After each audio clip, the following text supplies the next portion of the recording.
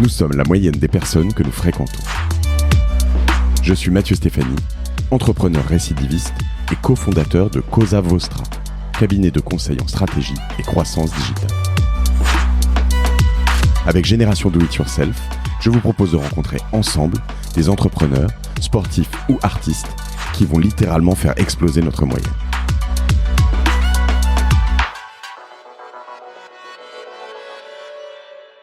Bonjour à tous, j'ai aujourd'hui l'immense plaisir d'être avec Philippe Gabillier. Bonjour Philippe. Bonjour. Je suis ravi de te recevoir sur Génération Do It Yourself. Je suis ravi d'être là. Écoute, l'histoire, la genèse de cet épisode, alors on en parlait juste avant parce qu'on vient de se faire un café dans la cuisine de Cosa Vostra là, et puis un de nos collaborateurs Thibaut d'ailleurs de chez ZetMeUp qui te regarde, qui se dit mais je le connais lui, et là il te dit mais vous avez pas fait une vidéo sur la chance, et voilà, et c'est ce lien en l'occurrence, alors tu vas me raconter un peu comment tout ça est arrivé, mais c'est ce lien qui fait que je reçois donc depuis 2 ans sur Génération Do It Yourself maintenant beaucoup d'entrepreneurs, des sportifs, des artistes. Et souvent, voire tout le temps, sont quand même des travailleurs chevronnés, des gens très créatifs, des gens qui lâchent aussi pas mal de choses, enfin de créativité, mais aussi potentiellement ils doivent lâcher des choses dans leur vie, ils doivent faire des sacrifices, ils doivent faire un certain nombre de choses. Et la bottom line est toujours la même. Bottom line, pardon, j'essaie de faire moins d'anglicisme, mais le fond du fond, quand on arrive, et souvent même c'est hors micro après, quand je demande mais qu'est-ce qui a fait vraiment la différence ? Et à chaque fois, ils me disent mais c'est la chance. Et à chaque fois, je me dis mais j'ai du mal à me dire est-ce que tout ça est vrai, est-ce que tout ça est pas vrai. Donc je voulais qu'on parle de ça, mais avant tout ça, et puis de plein d'autres choses, parce qu'on va parler d'optimisme, on va parler d'audace, on va parler de changer de vie, et ça c'est hyper important pour ce que je fais dans ce podcast. Donc je suis encore une fois ravi aussi de parler de tout ça. Mais avant tout ça, Philippe, je vais te demander de te présenter. Ah bah écoute, ça va être un grand plaisir. Donc moi je suis Philippe Gabillier, je vais sur mes 61 ans.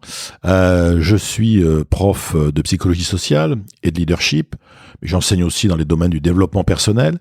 Et tout ça, je fais ça dans une grande école, qui est une grande école de management, à Paris, une des 3 parisiennes, comme on dit, qui est ESCP Europe, en l'occurrence. Voilà, donc ça c'est mon activité, une de mes 2 activités principales. Mon autre activité principale est que je suis conférencier depuis de très très nombreuses années, donc je fais beaucoup de prestations de conférences en entreprise, sur les sujets d'ailleurs sur lesquels j'enseigne, ce qui est tant qu'à faire plutôt rassurant.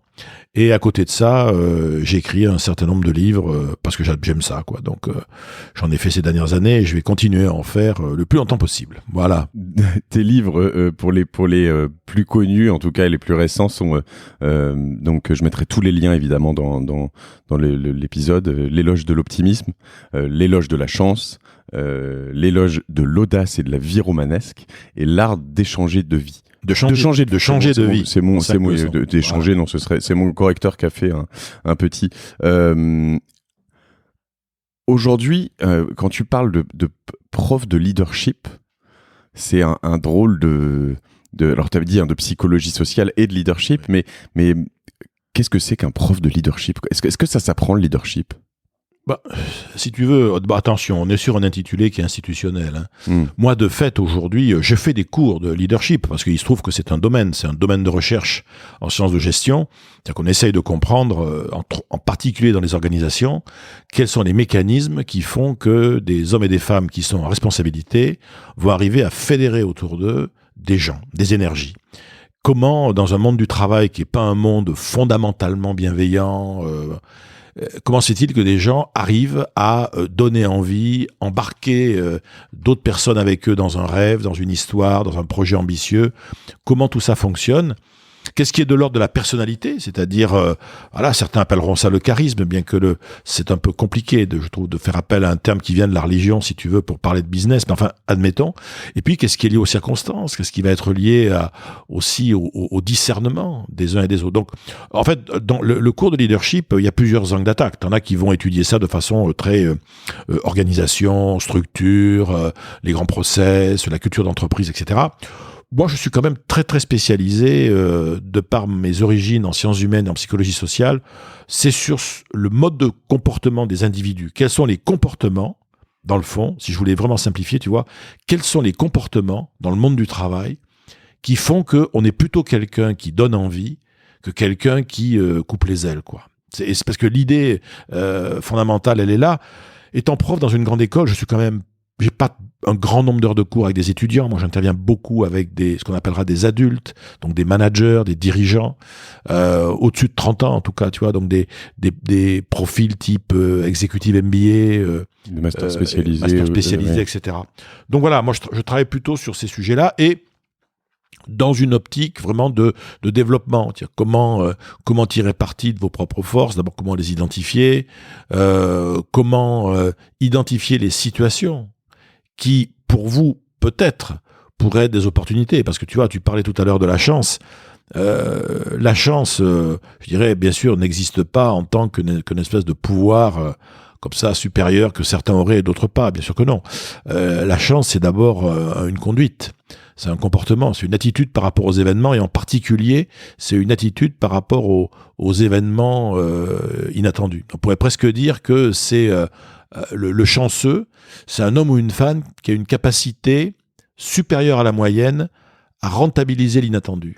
Voilà, c'est ça en fait. Donc c'est plutôt un travail de perception, tu vois, c'est quelqu'un qui va percevoir le monde en mode ouverture, possibilité, et qui, bien évidemment, va avoir une vraie capacité à recycler, en particulier quand ça tourne mal. C'est-à-dire, ce qui est intéressant, c'est de recycler les difficultés, de recycler les échecs, de recycler le non. C'est des grands recycleurs, tu vois, les chanceux. Mais tout ça, c'est du comportement. C'est génial. Quelqu'un qui vous dit, oui, moi j'ai de la chance au sens où, voilà, je suis né sous une bonne étoile. Alors d'ailleurs, c'est pas moi qui le dis. Hein, je peux te dire, c'est le Dalai Lama qui pourtant est pas un homme dans une rationalité totale, mais qui dit quand même, personne ne naît sous une mauvaise étoile. Mais il dit, malheureusement, beaucoup de gens ne savent pas lire le ciel. Et c'est ça l'idée. L'idée, c'est qu'on est d'abord sur une logique perception, action, quoi. C'est très beau. Une capacité supérieure à la moyenne à rentabiliser l'inattendu, c'est hyper intéressant. Alors on va revenir sur la chance, mais si je reste sur le leadership et ces questions, est-ce que tu as vu ou est-ce que tu peux devenir un leader alors que tu l'es pas intrinsèquement? Est-ce que c'est... C'est-à-dire que, alors, si tu veux, là, on est face à un grand malentendu, qui est que les gens qui veulent développer leur leadership croient souvent au départ que pour développer son leadership, il faut d'abord et avant tout travailler sur soi. Parce qu'on se dit, voilà, il faut que je travaille sur mes capacités, quoi. Il faut que je vais aller prendre des cours de prise de parole, je vais me faire relooker, je vais faire des cours aussi de théâtre de façon à avoir une présence physique, etc. Il faut admettre que c'est pas idiot, et ça peut être un petit plus. Bon. Mais la vraie question aujourd'hui du leader, à l'échelle, tu vois, des gens que je rencontre moi, c'est-à-dire, on est sur des logiques de carrière. Oui. Aujourd'hui, développer son leadership, et ça, c'est la première chose que je dis, moi, quand j'ai mais ça, tu comprends bien que tu vas comprendre pourquoi je peux pas dire ça à des jeunes qui ont 22 ans, parce qu'ils me diraient, mais de quoi ils parlent, l'autre? Bon, je peux dire ça qu'à des gens qui ont déjà au moins commencé à travailler. Je leur dis, écoutez, les amis, si vous voulez développer votre leadership, c'est très simple. Vous ne devez jamais cesser, dans les années qui vont venir, de vous rapprocher de la situation qui fera de vous un leader. C'est-à-dire que le développement de son leadership, c'est d'abord identifier le type de situation dans lesquelles, de par notre personnalité, de par nos compétences, on a la crédibilité, on a l'impact. Tu vois, moi je pense que dans un environnement académique, universitaire, quand il s'agit de lancer des produits de formation innovants, etc., j'affirme, je suis reconnu comme ça, moi je suis un leader dans ce domaine-là. Mais attention, je suis un leader que là, hein. Si tout d'un coup je disais, ah bah tiens, moi je suis un vrai leader, j'ai créé des boîtes et tout. Ah non. Moi si je devais être entrepreneur, je m'y serais mis avant, puis ça m'intéresserait. Je m'y suis pas mis, bah ça m'intéresse pas. T'es pas leader dans l'aéromodélisme, quoi. Ah bah non, bah, je suis pas leader dans plein de trucs. Enfin, bon. En revanche, je suis dans des situations aujourd'hui dans lesquelles mes capacités font de moi un leader. Mais attention, faut là aussi préciser, c'est une vieille rengaine des cours de management. C'est pas parce que je peux être considéré et suivi par des gens que je suis un bon manager. C'est-à-dire que moi, tu vois, en perso, en termes piloter une activité, les budgets, le suivi, machin, jamais. Mais quand je dis jamais, c'est never. Je sais pas compter, de toute façon. Bon. Donc, j'ai toujours aussi su m'entourer de gens qui avaient ça. Parce que moi, je l'ai pas. Donc, je dois absolument créer une relation de confiance avec des gens qui ont ces compétences-là. Parce que autant je pense avoir une capacité de leadership dans ces univers académiques, mais moi je suis un manager très médiocre, enfin pour pas dire nul, quoi, parce que c'est pas mon truc, quoi. Donc il faut être très très clair sur ce qu'on veut faire. Et développer son leadership, ça va être effectivement comprendre le type de situation, alors les situations, je dirais à challenge, tu vois, pour lesquelles on est fait, là où on va vraiment attraper la lumière, comprendre aussi le type de gens qui nous suivent. Moi, je pense qu'il y a des personnes, des types de personnalités, ils vont me rencontrer, ils vont dire, tiens, ce gars-là, c'est intéressant de bosser avec lui. D'autres, ils vont dire, ce type-là est un fou dangereux, quoi. Il va pas. Donc, doit développer son leadership. En gros, c'est d'abord s'intéresser à ce qui se passe à l'extérieur, et soit à la fin. D'abord, c'est quoi le genre de situation dans lesquelles moi je peux faire la différence? C'est quoi les gens qui aiment travailler avec moi et pourquoi? Quel type de relation de confiance je crée avec autrui? Et puis accessoirement, si je devais, moi, travailler sur moi perso, il faudrait que je sais pas, moi, que je me forme, mais à quoi? Mais on verra ça après. Et il y a un lien quand même intrinsèque avec tes qualifications, tes qualités, ton expertise. Je veux dire, si où tu peux être leader dans un truc où tu connais rien. À mon avis, alors là, je vais te dire, moi, au fil de ma carrière, j'ai beaucoup bougé là-dessus. Parce que j'ai changé d'avis 10 fois là-dessus. Moi, j'étais persuadé au départ qu'il fallait quand même un minimum de compétences. Après, je me suis retrouvé, moi, à être en situation de leadership dans des domaines où je n'avais pas obligatoirement la compétence. Je mentirais en disant que j'ai fait des étincelles. Donc, je dirais, il faut peut-être avoir la compétence. Et en fait, je me suis rendu compte sur le tard que la compétence, c'était en fait un élément parmi d'autres, mais c'était pas ça le problème. Le problème, c'est qu'il faut toujours, quel que soit le domaine dans lequel on est, être capable de générer, tu vois, un certain niveau de crédibilité. Donc, la crédibilité peut passer par l'expérience, la crédibilité peut passer par l'antériorité, la crédibilité peut parfois, dans certaines, passer juste par toi, par ta personnalité. Tu es l'homme ou la femme de la situation dans ce domaine-là. On serait incapable d'expliquer pourquoi, mais c'est un fait. En tout cas, l'horreur absolue, c'est le manque de crédibilité. Et tu peux de facto te retrouver dans une situation où tu as la compétence, mais tu n'es pas crédible.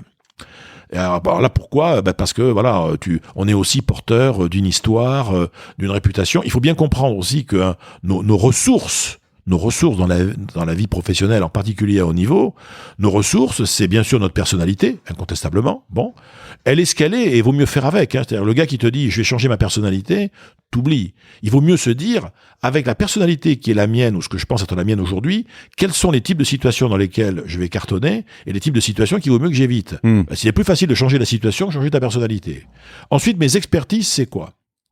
Qu'est-ce que je sais vraiment bien faire? Où est-ce que je suis bon? De fait.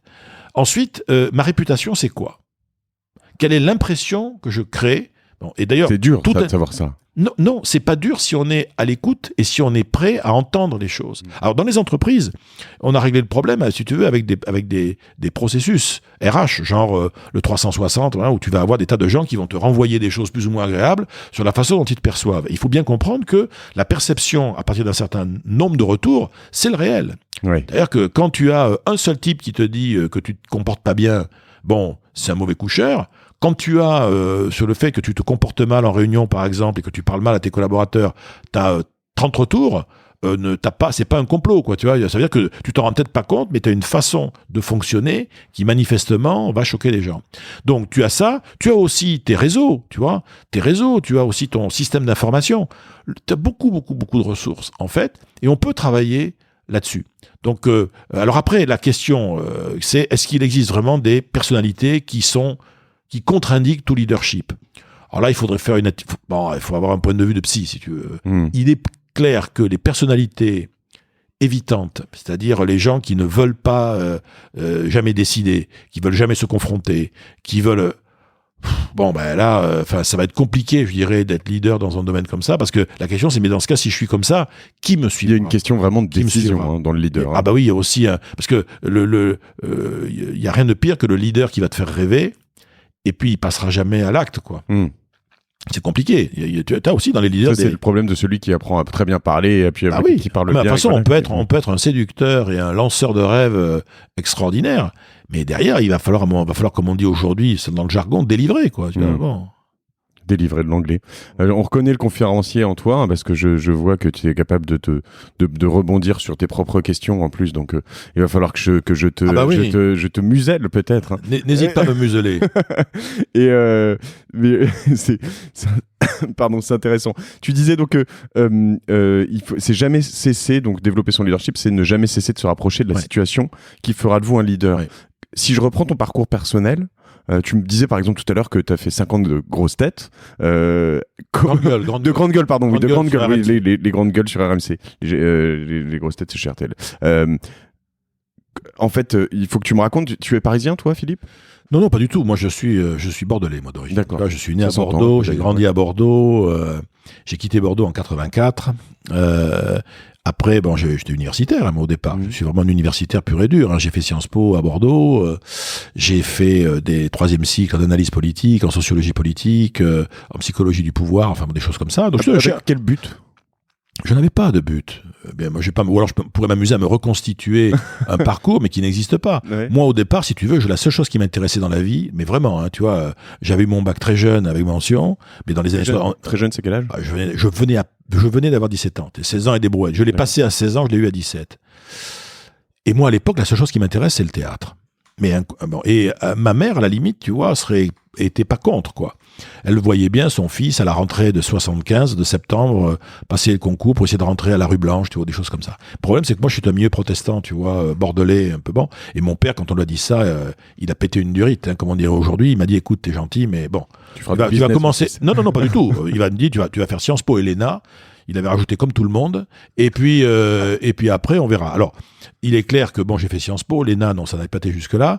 Et j'ai fait de la recherche parce que moi, je m'occupais. J'ai toujours été frappé par ça. C'est à la fin de ses mémoires, Casanova a une phrase extraordinaire. Il dit « Rien ne pourra faire que je ne me sois pas amusé ». Moi, je me suis toujours dit, si j'arrive à faire des choses qui m'amusent, je devrais arriver à être performant. Et si je fais des choses qui m'amusent pas du tout, ça pourrait être des étapes, éventuellement, parce qu'il faut savoir en passer par là, mais ça pourra jamais être du durable. Mais j'ai toujours fait, tu vois, on était sur des opportunités. Moi, pourquoi j'ai quitté Bordeaux ? Parce que j'ai une de mes clientes à Bordeaux qui m'a présenté son fils, qui montait une boîte de conseil sur Paris, qui cherchait des consultants atypiques. Moi, je connaissais pas je savais pas ce que c'était, moi, le métier du conseil. Le gars, on a sympathisé instantanément, il m'a embauché. Et je me suis retrouvé, tiens-toi bien, à faire du conseil en développement et en performance de force de vente, alors que j'ai aucune connaissance en business, jamais fait d'école de commerce, j'y connaissais rien. J'ai tout appris. Moi, je suis un autodidacte, mais alors, quand je dis autodidacte, je suis un autodidacte hyper diplômé. Je suis docteur en sciences de gestion, mais j'ai jamais fait de gestion, et tout ce que j'ai appris, je l'ai appris tout seul, mais je peux vraiment dire tout seul. Et après, je suis parti en entreprise, t'imagines ? J'ai été embauché par la Caisse des dépôts. Après avoir été consultant, j'avais formé les gens, c'était la CNP, une grande compagnie d'assurance, ils m'ont embauché. Mais pourquoi, comment ? Enfin, je veux dire, parce que j'étais un animateur, moi. Ouais. Donc, ils cherchaient un gars pour animer les équipes, etc. Ils m'ont embauché. C'est ce qui marche dans la vente, ça, non ? Oui, puis de toute façon, j'avais découvert que j'étais un excellent vendeur, en n'ayant jamais fait d'études de vente, tu vois, mais je savais faire ça, Mais j'étais pas fait pour ça. On était c'était pas ma vocation, tu vois, mais j'étais dans du divertissement. Je m'amusais. C'était de divertissement pascalien, tu vois. Et pourquoi tu étais un bon vendeur ? J'en sais rien, mais parce que j'ai toujours été très, très, très à l'aise à l'oral. Ma grand-mère me reprochait souvent, elle me dit si jamais n'oublie pas, je suis de milieu protestant, moi, elle me dit, donc si tu n'es pas honnête, elle me dit, tu deviendras un escroc. Quand tu as un talent maléfique, c'est que quoi que tu dises, les gens te croient. Je trouve ça formidable. Alors moi, je m'étais dit, tiens, peut-être que ça pourra m'aider dans la vie, etc. On verra ça. Et en fait, vraiment, le pivot, mais ça a été vraiment un pivot.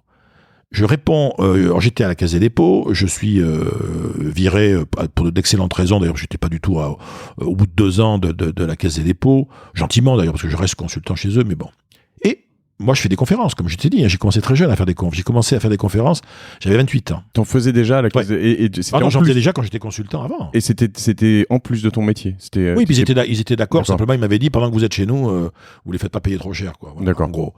Et donc moi je fais des conférences, tout va bien, quoi, tu vois, je suis marié, j'ai pas d'enfant, je mène une vie, je suis dans Paris, tout va bien. Et je réponds à une annonce dans Le Monde, ESCP cherche enseignant-chercheur. Je réponds.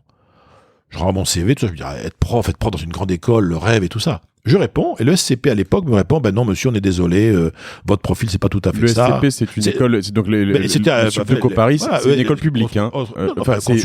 C'est l'une des trois parisiennes, celle où je suis aujourd'hui. Ça dépend de ça dépendait à l'époque de la chambre de commerce. C'est plus le cas. Ça a changé de statut, le statut c'est privatisé là l'an dernier, mais avec un actionnaire unique pour l'instant qui est la chambre de commerce de Paris. Et donc on me dit, ben non, on peut pas. Je dis, ben non, parlons plus, voilà, c'est une opportunité qui n'aura pas lieu. Et c'est quelqu'un de la SCP qui me rappelle quelques temps après, me dit, écoutez, est-ce que vous avez du temps? On cherche des gens pour faire des vacations. Et j'ai commencé à faire des petites vacations à l'ESCP. Ma chance, c'est que j'habitais à côté. J'ai même pas fait exprès. Et de fil en aiguille, je suis devenu... j'ai fait mon trou à l'ESCP, j'ai créé des programmes, j'ai passé ma thèse tardivement, et je l'ai passée. Puis un jour, donc en 2004, on m'a dit, écoutez, voilà, allez, maintenant, vous êtes membre du corps professoral et on vous recrute. Et là, j'ai vraiment été dans mon élément, tu vois, parce que moi, j'entretenais un rapport pas simple à l'autorité. Tu vois, j'aimais pas ça, j'aimais pas rendre des comptes, etc. Et quand tu es prof dans une grande école, on te demande de créer de la satisfaction autour de toi, parce que on vit quand même par la satisfaction créée chez les étudiants. On demande aussi moi j'ai vendu des très beaux programmes de formation à l'école, mais j'étais vraiment dans mon élément, moi, tu vois, dans le monde de l'enseignement supérieur. Moi, tu me mets en face d'un amphithéâtre, tu me mets, c'est comme quand je fais une conférence, quoi. Je suis dans mon élément. Je suis vraiment dans mon élément. Et tu sais, la définition de l'élément, c'est, tu es dans ton élément quand tu es quelque chose, tu sais bien le faire, tu aimes quand tu le fais, et tu es toujours prêt à progresser dessus. Quand tu as les trois critères, j'aime, ça m'éclate, et je suis prêt à toujours faire mieux, tu es dans ce qu'on appelle ton élément, et là, je suis vraiment dans mon élément. C'est intéressant, ces trois critères. J'essaie de les noter. Ce que j'aime beaucoup chez toi et dans les livres qu'on va lire, que j'invite tout le monde à lire d'ailleurs, c'est qu'il y a un côté, en fait, sur les sujets que tu abordes. Par exemple, tu as utilisé un mot tout à l'heure en te présentant, qui était le développement personnel, qui dans certains milieux est presque un gros mot. Tu vois ce que je veux dire? Il y a un côté un peu... Les livres de développement personnel, c'est des trucs de mais à juste titre, faut reconnaître, c'est pas... Voilà. Oui, et à la fois, moi, je trouve que dans toutes les choses que tu dis, quand on regarde les différentes vidéos que tu as pu faire, dans toutes les choses que tu écris, il y a beaucoup de sens, il y a beaucoup d'histoire, en fait, aussi. C'est plein de cultures. Tu vas aller chercher, tu vas parler de Pangloss, tu vas parler de Voltaire, tu vas parler de différentes personnes, d'où vient l'optimisme, quand est apparu ce mot, et l'étymologie, mais aussi l'usage dans les temps plus modernes, un certain nombre de choses qu'on voit pas, en fait, dans tous ces clichés de bouquins américains, sur lesquels d'ailleurs, moi, je crache pas non plus, parce que je trouve qu'il y a des bons bouquins, des choses qui sont assez intéressantes, mais je trouve qu'il y a un côté très français dans ton approche, finalement, qui est intéressant. Que je revendique. Alors, français, je sais pas, mais en tout cas, européen, oui, au sens des racines, oui, probablement. Parce que moi, je pense que la caractéristique du développement personnel, c'est pour qu'il soit de qualité, il faut qu'il soit d'abord ancré, je pense, pour un individu, qu'il soit ancré culturellement, pour la plupart d'entre nous, et puis qu'il soit fondé, c'est-à-dire que il suffit pas d'affirmer des trucs en disant voilà, on sait que y a qu'à, si vous voulez être plus heureux, faites ceci, faites cela. Il y a toute une littérature de l'injonction et du développement personnel de bistrot, si tu veux. Et d'ailleurs, c'est assez facile à identifier. La littérature de développement personnel est une littérature qui est très très très répétitive. C'est-à-dire qu'en fait, tu as beaucoup de gens qui achètent des bouquins pour y retrouver la confirmation des mêmes idées. Et ce qui est toujours intéressant, c'est quand on arrive à trouver un bouquin de développement personnel qui est parfois un peu surprenant, par exemple, tu vois. Ce qui n'est pas le cas de la littérature américaine. Enfin, pas toujours. D'ailleurs, elle est même souvent répétitive dans le même bouquin. C'est un peu répétitif dans le même livre, tu vois. Ça ressasse un peu. En revanche, dès l'instant où tu tombes sur un bouquin, même si c'est simple, tu vois, qui va te donner envie de changer un truc dans ta vie, c'est pas mal. Parce que ce qu'on appelle le développement personnel, c'est quoi? C'est d'abord un travail d'optimisation de soi. C'est-à-dire faire en sorte de mieux faire avec ce qu'on a. Et surtout, je reviens là aussi, ne jamais cesser, parce qu'on l'a dit dans le monde du travail, mais c'est dans tout le domaine de la vie, ne jamais cesser de se rapprocher de ce pourquoi on est fait. Et tout faire, et faire en sorte d'être quelqu'un, de rester comme quelqu'un qui marquera positivement le parcours des hommes et des femmes qu'il a rencontrés. Parce que, tu veux, on est la grande... moi, je veux bien hein, la grande réflexion autour du sens de la vie, etc. Moi, je veux tout ce qu'on veut.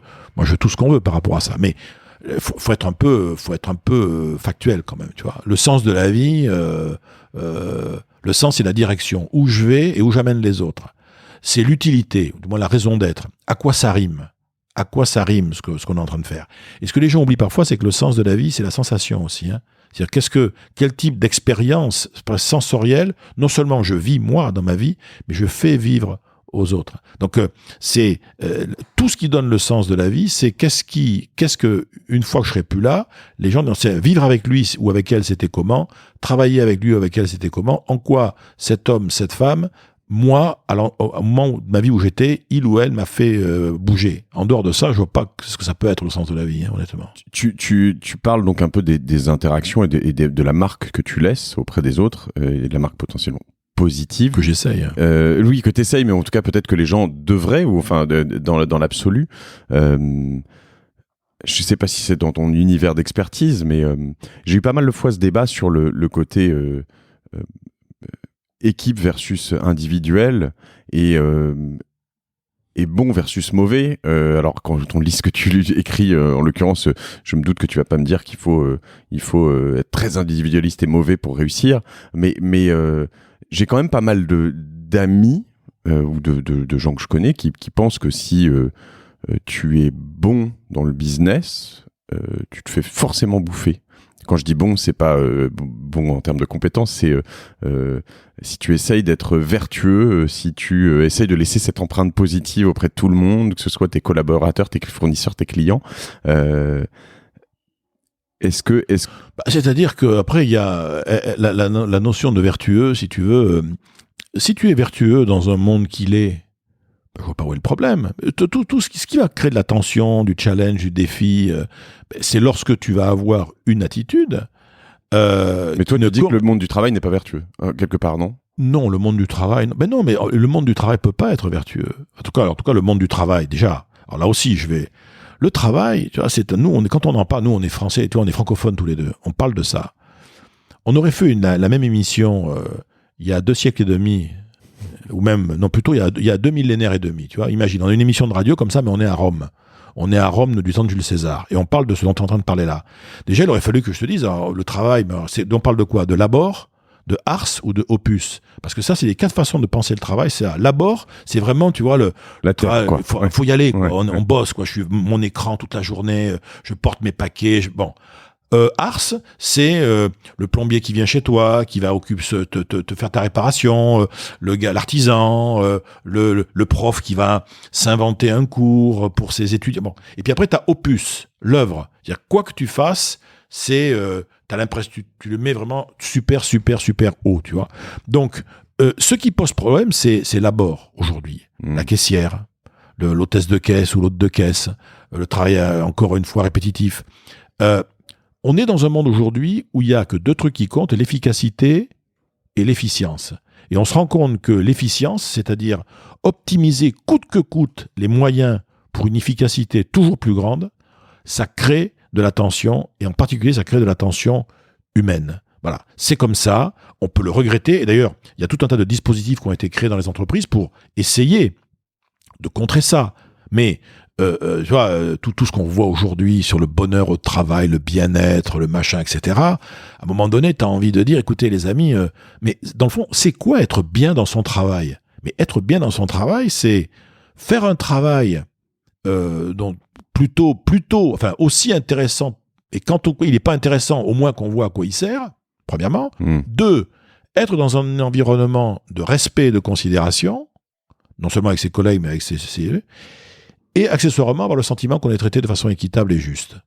Point barre. C'est-à-dire que quelqu'un qui fait un travail qui voit à quoi il rime, qui est traité avec respect et considération, et qui pense qu'il est dans un environnement équitable et juste, mais le problème du bien-être au travail, il est réglé. Hein. Du moins, il est réglé du point de vue de l'entreprise. Parce que on est dans un monde aujourd'hui, on est à Paris, nous, ici. On parle depuis Paris. Mais imagine, tu as un super job, tu vois, tu as un super job de consultant. Mais vraiment le beau job, tu vois, bien payé, tu es un jeune, tu vois. Bon. Et tu as 2 jeunes qui sont dans une tour à la Défense. Voilà, ils sont là tous les 2. Et puis pourtant, ils font le même job, tout. Leur patron est tout pareil avec eux. Et pourtant, il y en a un des 2 qui a l'air plus... Mais attends, le problème, c'est qu'il y en a un des 2 qui habite Rueil-Malmaison, c'est-à-dire en fait à 2 kilomètres de la Défense, tu vois, et qui vient en trottinette électrique tous les matins, et avec sa copine, ça se passe super bien. Et l'autre à côté, lui, il habite en banlieue est de Paris, il se tape 1h15 de transport en commun debout, à aller et retour, et en ce moment avec sa copine, ça se passe pas très bien. Ça veut dire que le vécu du travail de ces 2 hommes ou de ces 2 femmes va être en grande partie impacté par des éléments qui sont extra-professionnels. Donc on est sur des situations extrêmement complexes. C'est trop facile de dire, vous allez voir, je vous mets des canapés, Frestagada pour tout le monde, on se fait des massages, le masseur vient au bureau, et puis tous les mercredis, c'est bien, c'est super, c'est un plus, mais ça n'a jamais permis, tu vois, de créer une atmosphère durable de bien-être au travail. C'est confondre la cosmétique avec la qualité réelle, tu vois, de la peau ou de la personne, quoi. C'est vrai.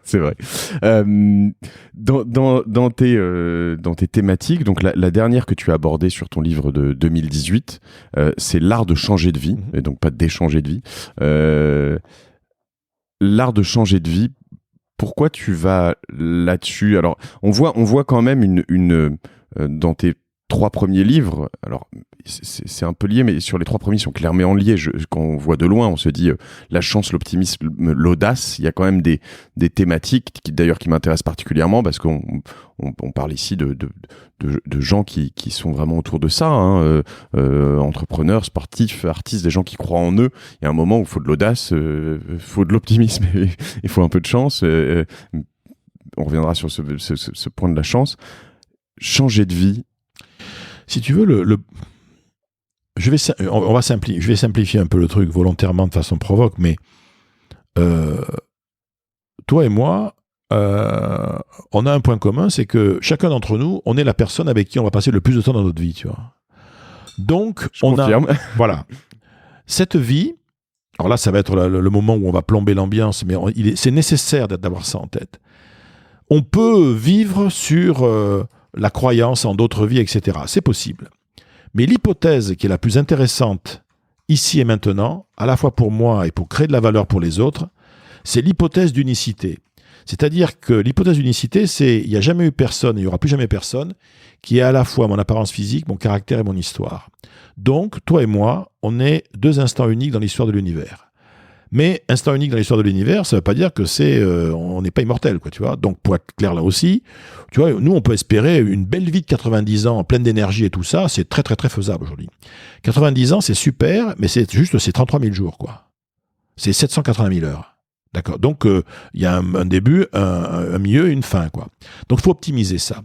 Et moi, j'ai toujours, dans le fond, travaillé, mon fil rouge depuis toujours, ça a été comment est-ce qu'on peut être au fil de sa vie, le meilleur entrepreneur de soi possible pour les autres, pour la société et accessoirement aussi pour soi-même, parce qu'il n'y a pas de raison qu'on se traite mal, quoi, tu vois.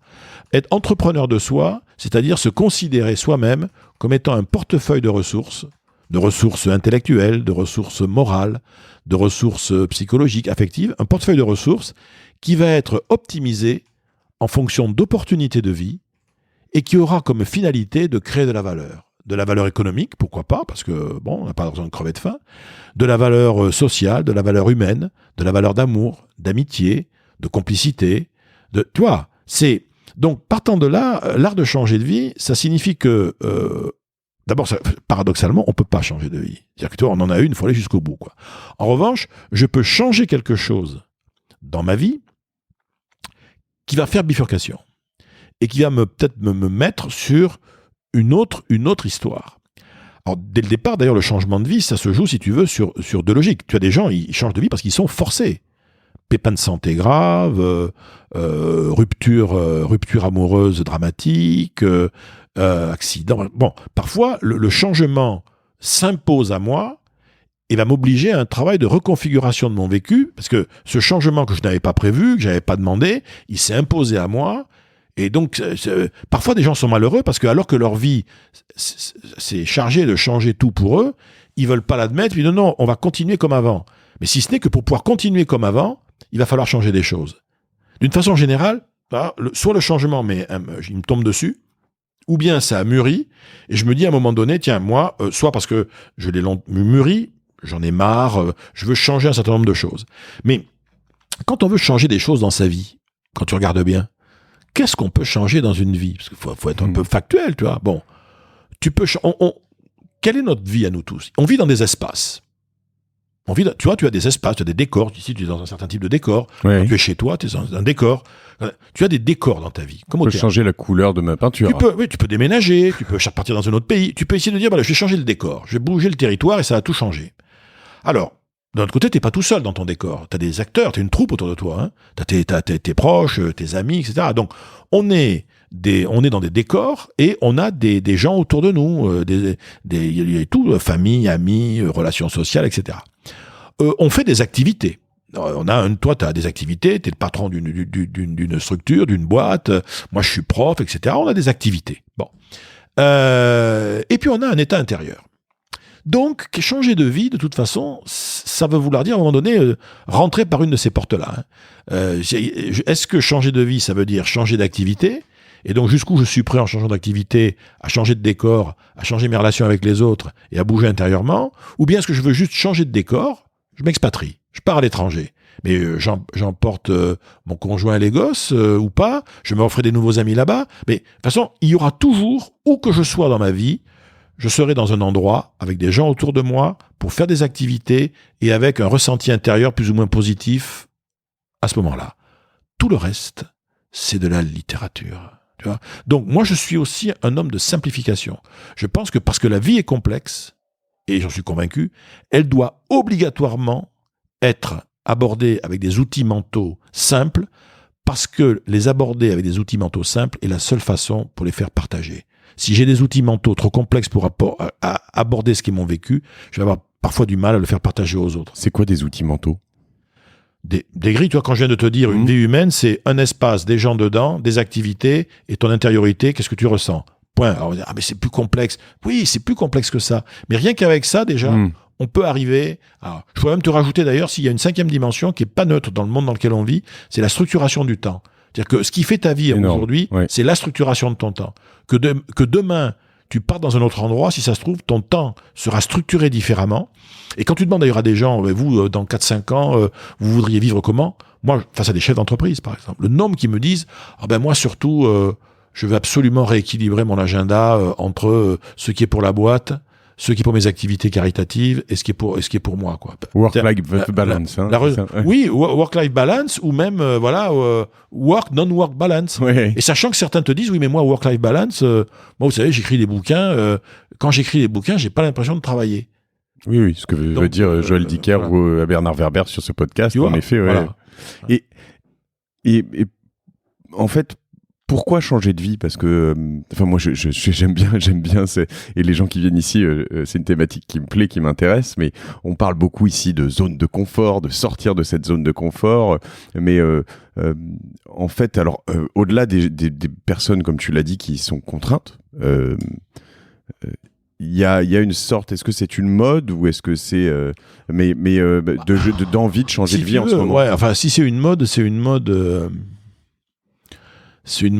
on pourrait dire, de civilisation, parce que, comment te dire, moi je suis mes racines familiales sont dans l'Hérault, tu vois, quelque part entre Béziers et Pézenas, dans un village qui s'appelle Faugères, où ma famille y est depuis la fin du XVIIe siècle. Et mon arrière-grand-père, il était né en 1870, il était vigneron. Bon.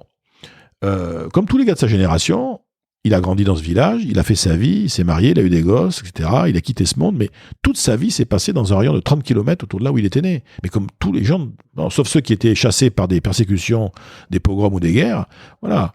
Donc, on vivait dans un monde qui était fondamentalement, en tout cas spatialement stable. Les gens n'avaient pas vocation, sauf quelques illuminés, à partir à l'aventure, même vouloir changer de conditions, c'était considéré jusqu'au 19e comme étant quelque chose qui était très discutable moralement. Bon. Aujourd'hui, c'est le contraire. Aujourd'hui, on vit dans le champ des possibles. C'est-à-dire que toi et moi, on a des possibilités de choix, mais parce que d'abord, pourquoi ? Parce que parce que les médias, parce que la connaissance est quasiment devenue gratuite, parce que voyager, c'est beaucoup moins cher que ça n'était, parce que, etc., etc. Donc on a un champ des possibles qui est colossal, et donc l'idée, si tu veux, est-ce que je suis vraiment en train de vivre la vie qui était la mienne ? Est-ce que je suis pas en train de passer à côté de ma vie ? Est-ce qu'il n'y a pas une autre vie qui m'attend ? C'est une idée qui en fait avait beaucoup de mal à émerger, sauf chez quelques personnalités exceptionnelles, jusqu'en gros au début du XXe siècle, et qui maintenant est une idée à la portée de tout le monde. Puis tu vas dans un des kiosques à journaux, tu vas voir les revues. Quand le mois de juin va arriver, tu vas voir. C'est peut-être le moment de changer de vie. Faut-il tout remettre en question ?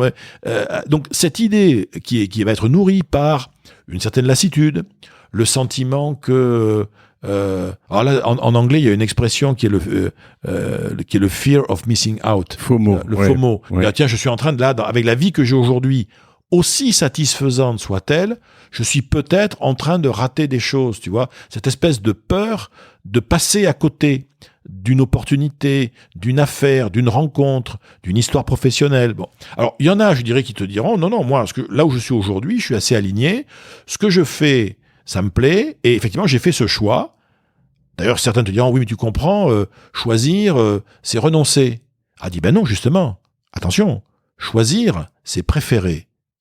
C'est tout à fait différent. Effectivement, celui qui considère que choisir, c'est renoncer, il a toujours l'idée qu'il pourrait vivre peut-être autrement. Mais encore faut-il en avoir l'occasion, parce que comme tu dis toujours, la zone de confort, elle est là. Et la zone de confort... t'as certains pour qui la zone de confort, c'est métro, boulot, dodo. Oui, mais ce qui est difficile, je trouve, dans cette période qu'on vit, là, depuis peut-être... alors tu vas peut-être me dire depuis 100 ans, ou 200 ans, ou plus, mais là, je trouve que ça s'accélère un peu, c'est que quand j'écoute ce que tu dis, il y a ce côté, en fait, depuis le chasseur-cueilleur, finalement, qui avait une vie réglée en fonction des saisons, en fonction du temps, en fonction de plein de choses... on n'a pas changé de vie en fait, beaucoup. On changeait pas de vie dans une vie, réellement. On changeait pas forcément de conditions. Aujourd'hui, en fait, donc le faire, finalement, c'est pas naturel, c'est pas complètement dans notre ADN, dans notre, je sais pas, métabolisme. Et pour finir là-dessus, est-ce que donc c'est vertigineux? Entre guillemets, c'est vertigineux. Quand je me mets au bord d'un précipice pour sauter dans l'eau et qu'il y a 15 mètres, j'ai pas envie d'y aller, ou c'est un peu compliqué. Il y a des gens qui aiment plus ça que d'autres. Mais aujourd'hui, en fait, on n'a pas vraiment le choix. Je veux dire, il y a des changements de vie très, très gros, mais aujourd'hui, on est obligé de changer la vie professionnelle, les modes de management, les apprentissages permanents, je veux dire, si on se dit, si je me pose dans mon siège au début de ma vie professionnelle et je me dis, je vais me laisser embarquer jusqu'à dans 40 ans, honnêtement, ça va être compliqué. Oui, mais c'est pour ça que changer des choses dans sa vie et en tirer les conséquences, plutôt changer des choses dans son activité, ses relations autrui, son espace, et en tirer des conséquences dans des autres domaines, ça, oui. Donc, il y a des changements dans la vie, il y en a. Le fantasme de certains, c'est carrément le changement de vie. C'est-à-dire, je voudrais vivre une autre histoire, quoi. Comme une autre pièce de théâtre, avec un autre rôle. C'est ça, le fantasme, en fait, il va être là. Après, la conscience qu'il va falloir bouger, modifier plein de choses, elle est très puissante, mais elle est quand même, elle aussi, assez, moderne. Je te donne un exemple. Tu prends un siècle, il y a un siècle et demi, un type ou une femme de 40 ans, sa vie est faite, faut bien comprendre que sa vie est faite. Nous, t'as pas jusqu'au 19e, à la fin du 19e, au début du 20e, un type de 50 ans, une femme de 50 ans, qui commence à faire des projets hyper ambitieux, c'est quasiment invraisemblable. Bon, parce que tu t'approches de... Ce qui n'est plus le cas aujourd'hui. Aujourd'hui, tu as des gens qui, à 60 ans, 65 ans, ils savent que s'ils ont plutôt une bonne forme physique, tu vois, nos grands morts l'année dernière, D'Ormesson, Aznavour, Maria Pacôme, Stanley, etc. C'est des gens, je dirais, plus de 90 ans. Plus de 90 ans, ça veut dire qu'un homme ou une femme à 65 ans aujourd'hui, il a potentiellement, effectivement, il y a un pari sur la santé, mais globalement, il a devant lui ce qui était l'équivalent d'une vie active totale, il y a 2 siècles et demi. Mais paradoxalement, là-dessus, on dit aussi sur les internets que... alors, ça date d'il y a 3-4 ans, ce que je vais dire, et je ne sais pas si c'est encore vrai, parce qu'aujourd'hui, il y a une telle activité, mais on lisait avant 25 ans, t'es trop jeune, après 25 ans, t'es trop vieux pour ton employabilité. Alors, si tu veux, là, moi, ça va m'obliger à dire des choses... Allez, je te l'ai dit quand même. Alors, tu vois, en ce qui me concerne, j'ai une vraie conviction. C'est que les réseaux sociaux, c'est une espèce de pot de chambre collaboratif. C'est-à-dire que la valeur des informations qu'il y a sur les réseaux sociaux, c'est epsilon. Ce sont des humeurs, des choses souvent d'ailleurs peu... au niveau de l'écrit, je veux dire, peu validées. Et tu as des idées comme ça qui se baladent, parce qu'en fait, les gens se mettent à raisonner par citation, tu vois. Alors, bien évidemment, il faut être clair, il y a des gens pour qui, avant 25 ans, c'est trop tôt, et après... Mais ce qui est intéressant dans le monde dans lequel on vit, ce sont les exceptions remarquables. C'est-à-dire, moi, ce qui m'intéresse, tu vois, je suis près de Bagnolet.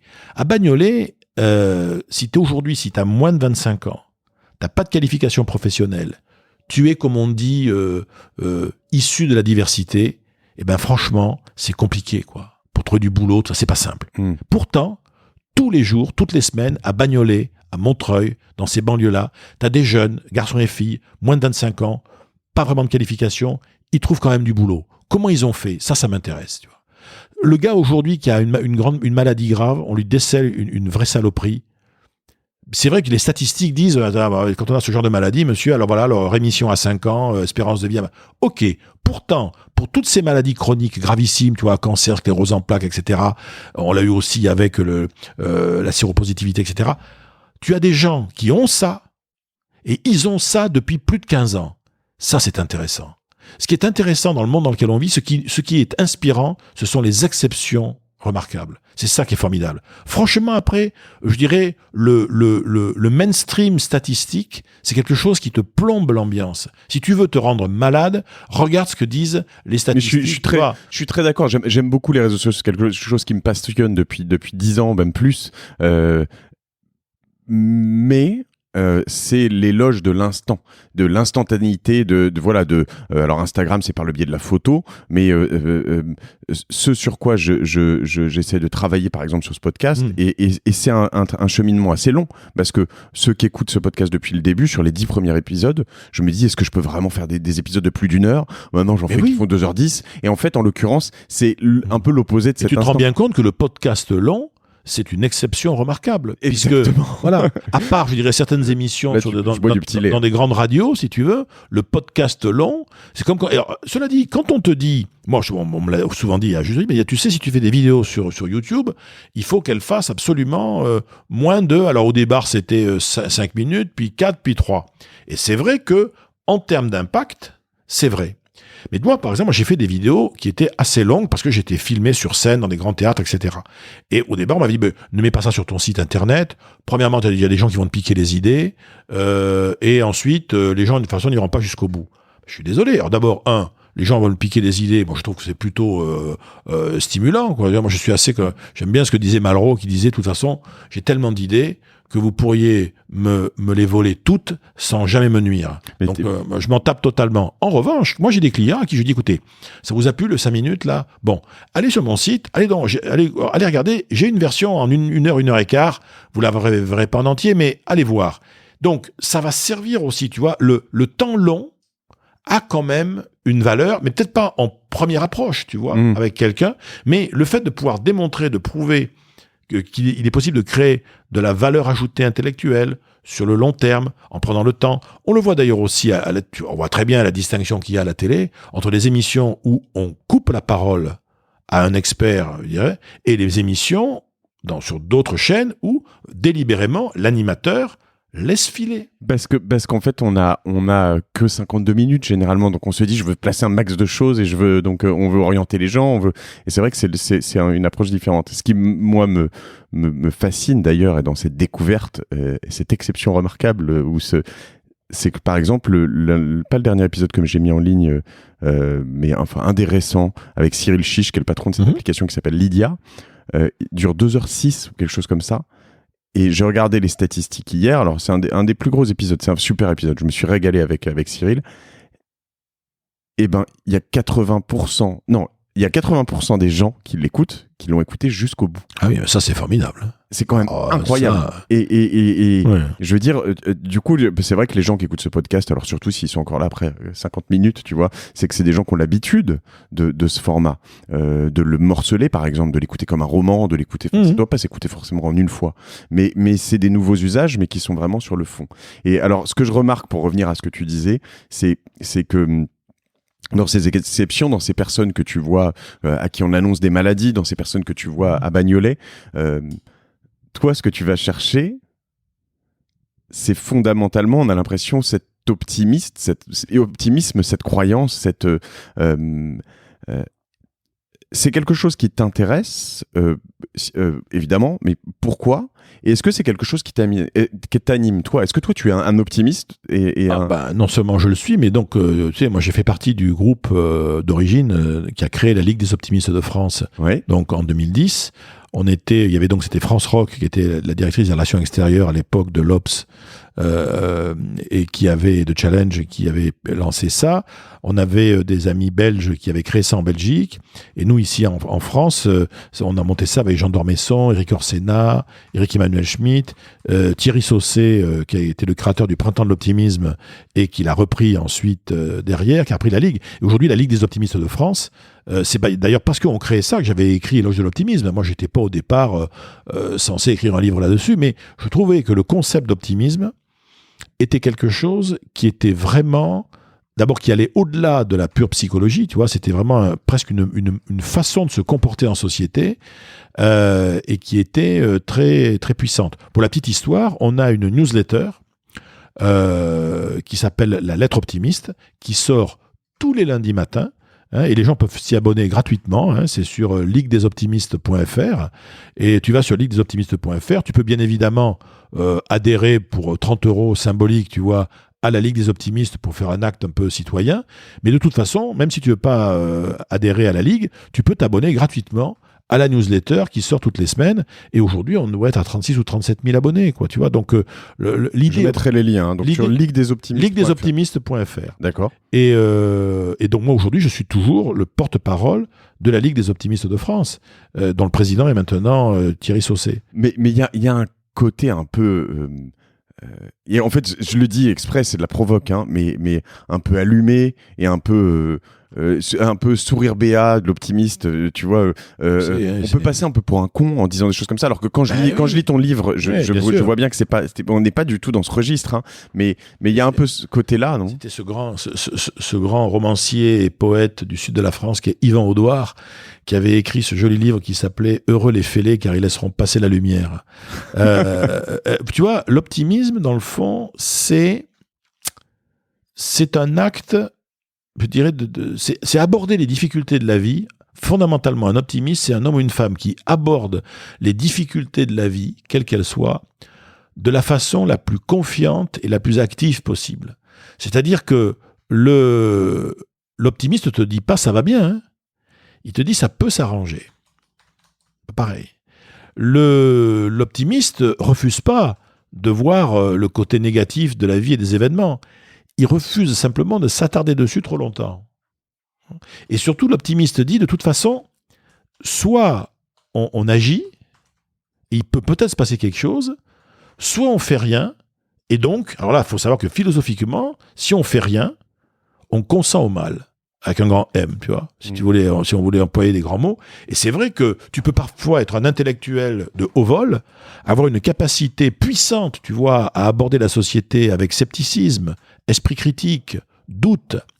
Mais ça va être compliqué de créer de l'énergie sociale, du désir d'innovation, de l'éros avec ça, tu vois. Le problème du pessimisme, c'est que, en tant que discours, il active Thanatos, tu vois, c'est la mort, quoi. C'est morbide, c'est mortifère. Alors c'est nécessaire parfois, mais techniquement c'est nécessaire. Tu es le patron de la sécurité dans une centrale nucléaire, effectivement, ton pessimiste intérieur, c'est ton outil de travail, rien à dire. Mais entre avoir un outil de travail, qui est une chose, et puis que ce soit cette même dimension qui anime ta vie, c'est compliqué.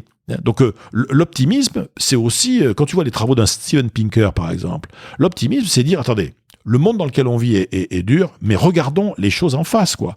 L'espérance de vie, elle augmente. En 1800, donc il y a à peine, il y a 2 siècles, quoi.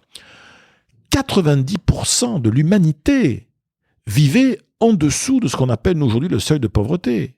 Tu vois, aujourd'hui, 10% de l'humanité, et c'est 10% de trop, hein, mais vit en dessous du seuil de pauvreté. C'est sûr que ça évolue de manière hallucinante en 20 ans aussi. Qu'on le veuille ou non, les guerres reculent, la maladie recule. Alors, ça ne veut pas dire que tout va bien. Non, il y a des tas de choses qui ne vont pas. Mais il y a la pauvreté, il y a tout ça. Mais il y a le climat, il y a le climat.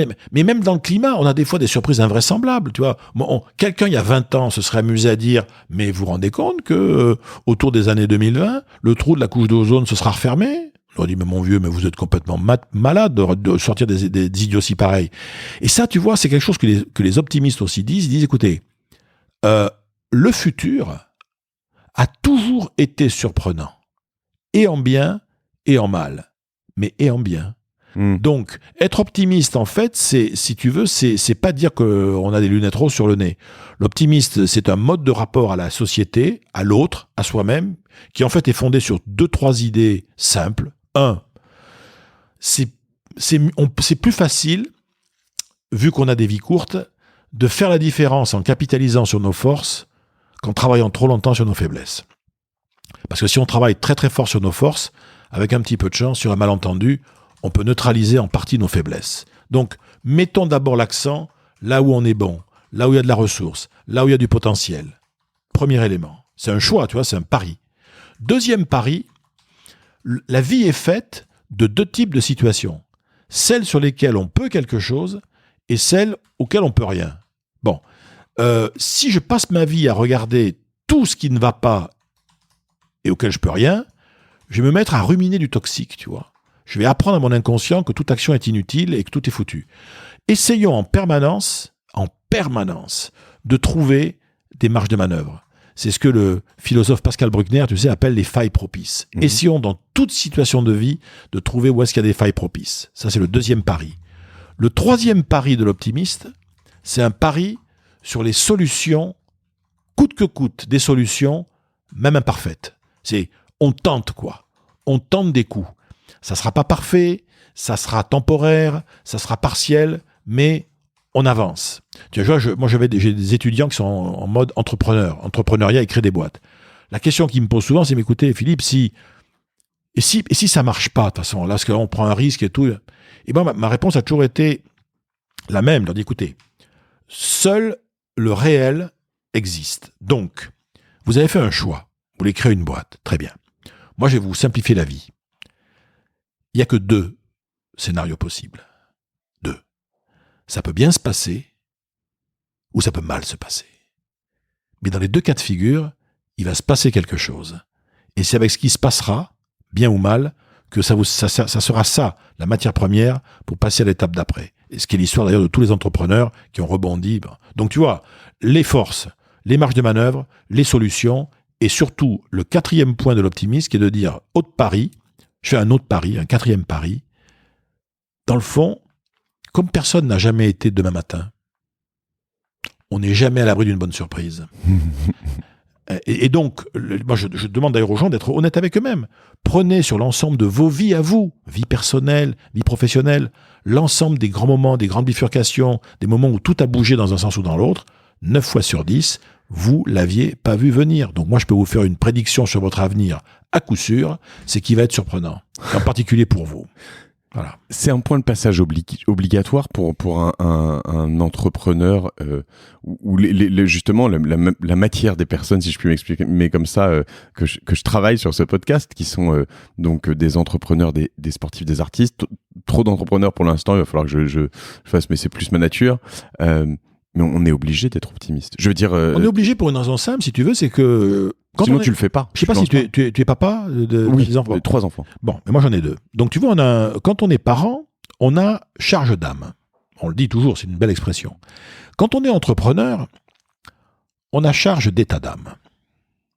C'est-à-dire que la façon dont on va nous parler va développer un certain type d'état d'âme chez des gens qui nous ont suivis, chez nos commanditaires, chez les business angels, chez nos nouveaux clients, chez nos futurs clients, nos prospects. On travaille sur des états d'âme.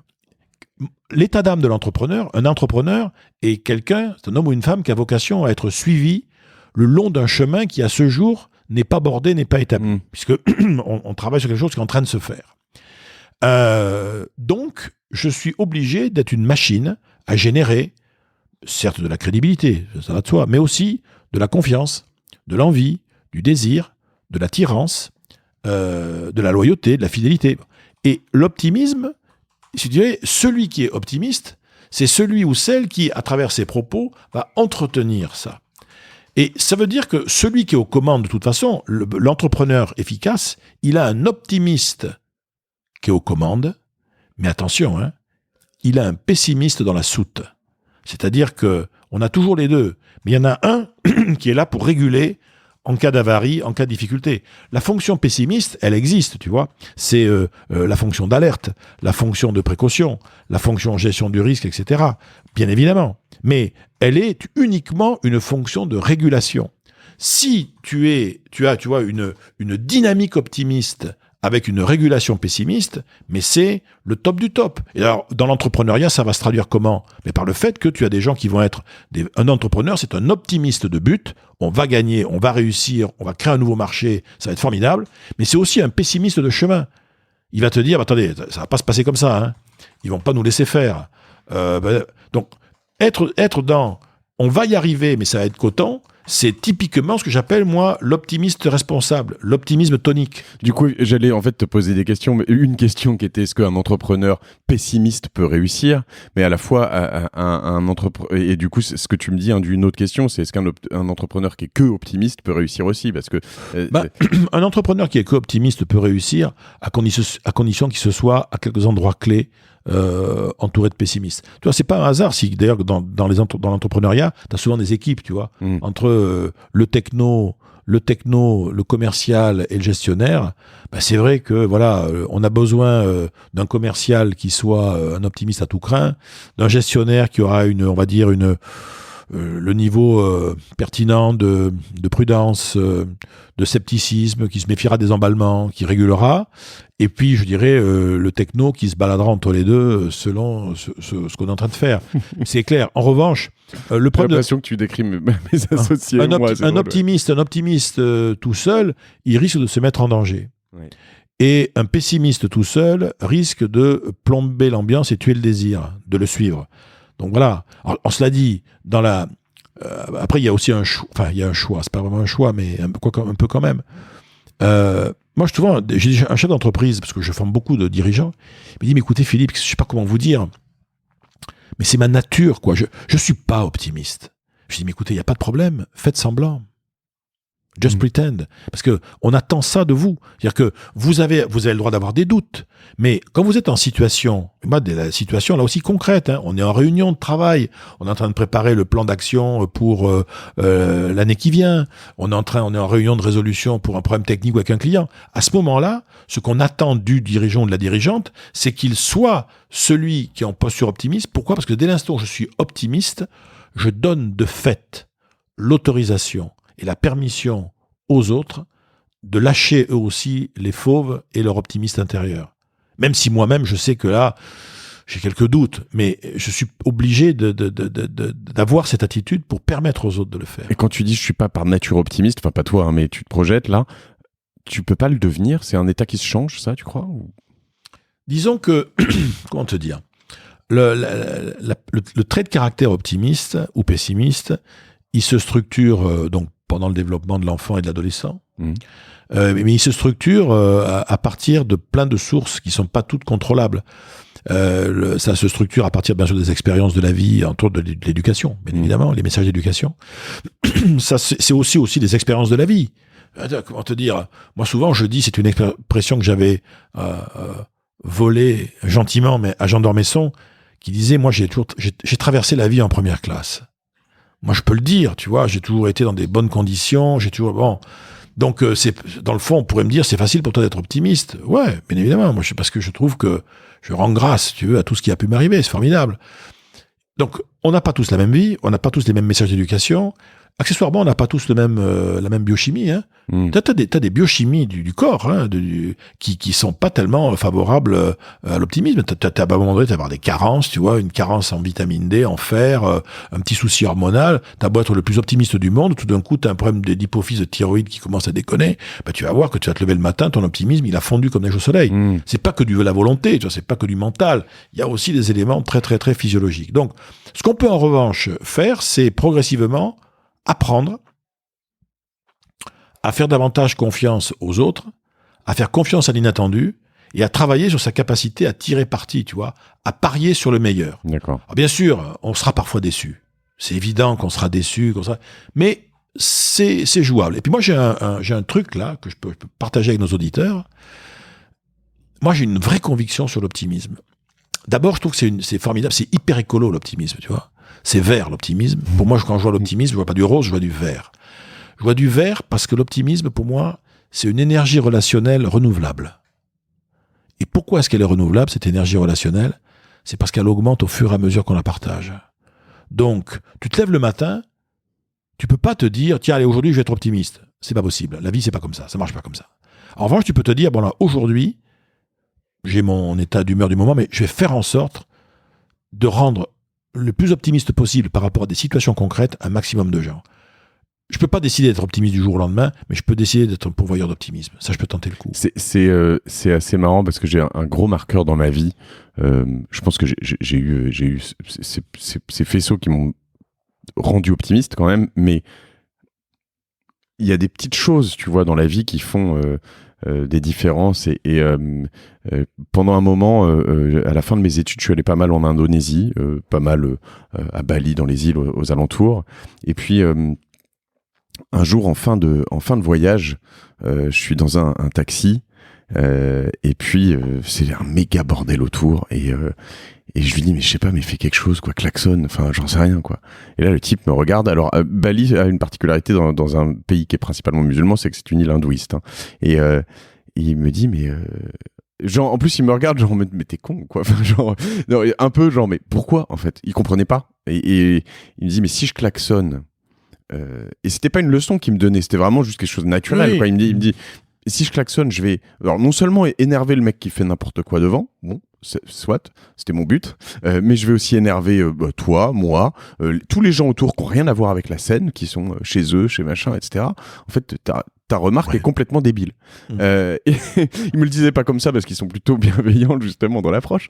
Voilà. Et donc 2-3 jours après, je rentre à Paris, je reprenais mon boulot et j'avais laissé mon téléphone. C'était une époque où on pouvait partir en vacances sans téléphone, non, c'est compliqué, à réparer dans un espace SFR. Et je reviens le chercher. Évidemment, le premier jour, première chose que je fais, j'imagine, je sors de l'avion, je vais chercher le téléphone. Et j'arrive dans cet espace SFR et c'est le chaos. C'est-à-dire qu'il y a tout le monde qui sont comme moi, qui reviennent de vacances, tout le monde gueule, les employés gueulent, les clients gueulent, tout le monde est rouge, etc. Et là, je me mets dans un coin, j'ai vu qui m'avait vu, j'ai vu derrière qui j'étais, donc je sais que bon, bah, de toute façon, je vais attendre, et puis, bah, c'est un fait, je suis comme ça. Et au bout d'un moment, je regarde tous ces gens gueuler, je suis quand même zen parce que je reviens de vacances, et je me dis, je repense à ce chauffeur de taxi, et je me dis, ça me fait marrer en fait, la situation me fait marrer et je souris tout seul dans mon coin sans être et là j'ai une dame qui arrive juste à côté qui me dit c'est quoi ton trip, genre pourquoi tu te marres quoi, enfin pourquoi vous et je lui raconte un peu cette histoire, du coup ça l'a fait sourire de voir cette situation où les gens gueulent pour rien et pour voilà, et il y en a une troisième et en fait le truc s'est propagé, voilà, et c'était hallucinant en fait, la contagion positive, c'est incroyable hein. C'est incroyable. Ouais. Et je l'ai jamais vécu de manière aussi forte, mais en fait, tu te dis que tu as quand même cette responsabilité au quotidien, quand tu vis un truc comme ça, au quotidien, d'arriver. J'ai un associé, Laurent, qui est encore meilleur que moi, je crois, là-dessus, qui arrive vraiment tous les matins avec un grand sourire. Et en fait, ça fait plaisir de le voir arriver. Alors, sachant que, bon, alors, c'est vrai que sur le principe, c'est inattaquable, et je suis totalement d'accord avec toi. En revanche, la nature humaine est ainsi faite que depuis la nuit des temps et depuis nos ancêtres des cavernes, nous avons en nous ce qu'on appelle un biais de négativité. C'est-à-dire que nous sommes, pour des raisons de survie, naturellement portés à identifier en priorité ce qui va mal, parce que c'est ce qui a sauvé la vie de nos ancêtres. C'est-à-dire que toi et moi, tu vois, on a un point commun, on est tous les deux des descendants de pessimistes. Parce que les optimistes, ils faisaient pas long feu. Donc, il y a ça aussi. C'est-à-dire que l'optimisme est devenu un facteur et une variable vraiment positive de développement que assez tard dans l'histoire humaine. Et c'est pour ça que ce n'est pas quelque chose de naturel. Ça demande effectivement, sinon un travail sur l'attention. Voilà, ça va pas de soi. À l'état de nature, c'est quand même le pessimisme qui est darwinien. Et bon, effectivement, maintenant, dans nos univers à nous, sauf période de grave désordre, tu vois, ou dramatique, attentat, machin, etc., l'optimisme est probablement plus payant sur la longue durée aujourd'hui. Mais pour nous ici, dans notre monde à nous. Et on pourrait faire une analogie à Star Wars, mais il y a vraiment ce côté obscur de la Force aussi. Bien sûr. C'est aussi cool d'être un peu, alors est-ce que c'est pessimiste, en tout cas cynique? Il y a ce côté un peu, je veux dire, les humoristes, c'est peut-être très, je suis pas sûr que ce soit que parisien, c'est un peu intellectuel, mais il y a un côté... Quand je dis que les optimistes peuvent paraître béats et un peu concons, il y a ce côté vraiment... Oui, mais tu vois, après, le cynique, en fait, on pourrait presque dire d'ailleurs que l'optimisme et le pessimisme sont deux logiques qui sont parallèles, tu vois. En aucun cas, on ne peut pas aujourd'hui, même scientifiquement, dire que l'optimisme et le pessimisme s'opposent. Tu peux effectivement avoir des personnalités qui sont très optimiste et peu pessimiste, on voit très bien ce que ça peut être. Très pessimiste et peu optimiste, on voit ce que ça peut être. Tu peux avoir des gens qui sont à la fois très optimistes et très pessimistes. L'exemple typique du créateur à certains moments clés de sa création d'entreprise, etc. Donc, moi, dans les tests qu'on peut faire passer, on se rend compte que souvent, les dirigeants d'entreprise ont un score très élevé sur les deux dimensions. En tant que potentiel. Et puis, tu as ceux, je dirais, qui sont ni l'un ni l'autre, tu vois. C'est ni optimiste, ni pessimiste, je m'en fous. Et le véritable ennemi de l'optimisme, c'est pas le pessimisme, hein, c'est le cynisme. C'est-à-dire, c'est vraiment rien n'a d'importance, etc. Alors, bien sûr, la dérision, ça peut être aussi amusant, tu vois, sous couvert d'humour. Bon, ce qui est embêtant, c'est quand la dérision devient le filtre prioritaire de toute évaluation. Alors, c'est drôle, mais c'est vrai que on rit. Moi, je le vois sur certaines émissions d'humoristes. C'est clair qu'on rigole, mais c'est un mode de fonctionnement où tout se vaut et donc rien ne vaut rien. Toute initiative un peu originale va être a priori tournée en dérision parce que c'est amusant. On va être dans cette logique-là.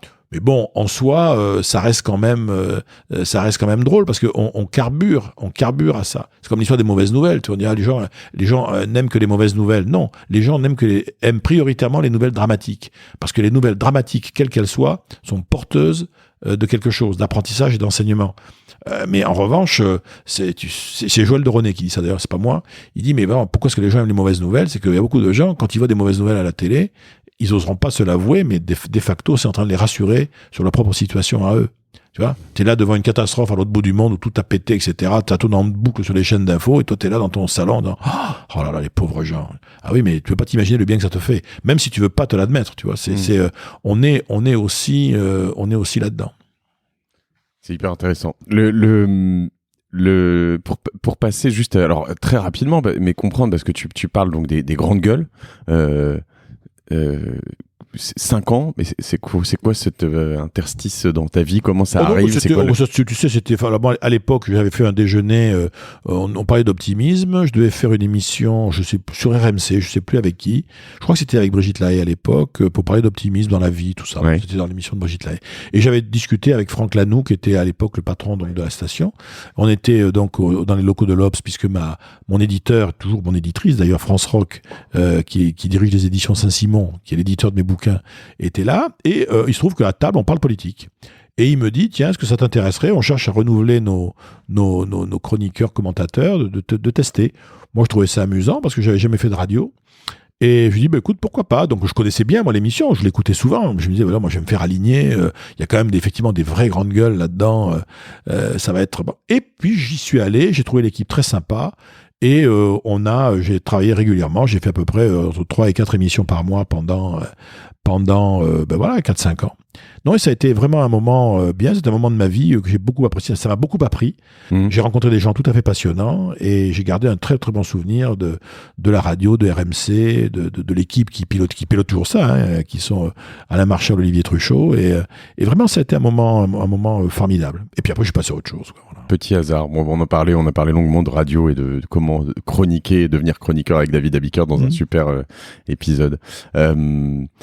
Pour revenir sur ce point de contact, ce qui fait qu'on est là aujourd'hui, c'est donc que je cherchais ce que c'était que la chance et pourquoi tous ces gens me disent qu'ils ont eu de la chance et que j'y crois et pas vraiment et voilà. Et puis on tombe assez rapidement sur ta vidéo, cette vidéo dont tu parlais tout à l'heure.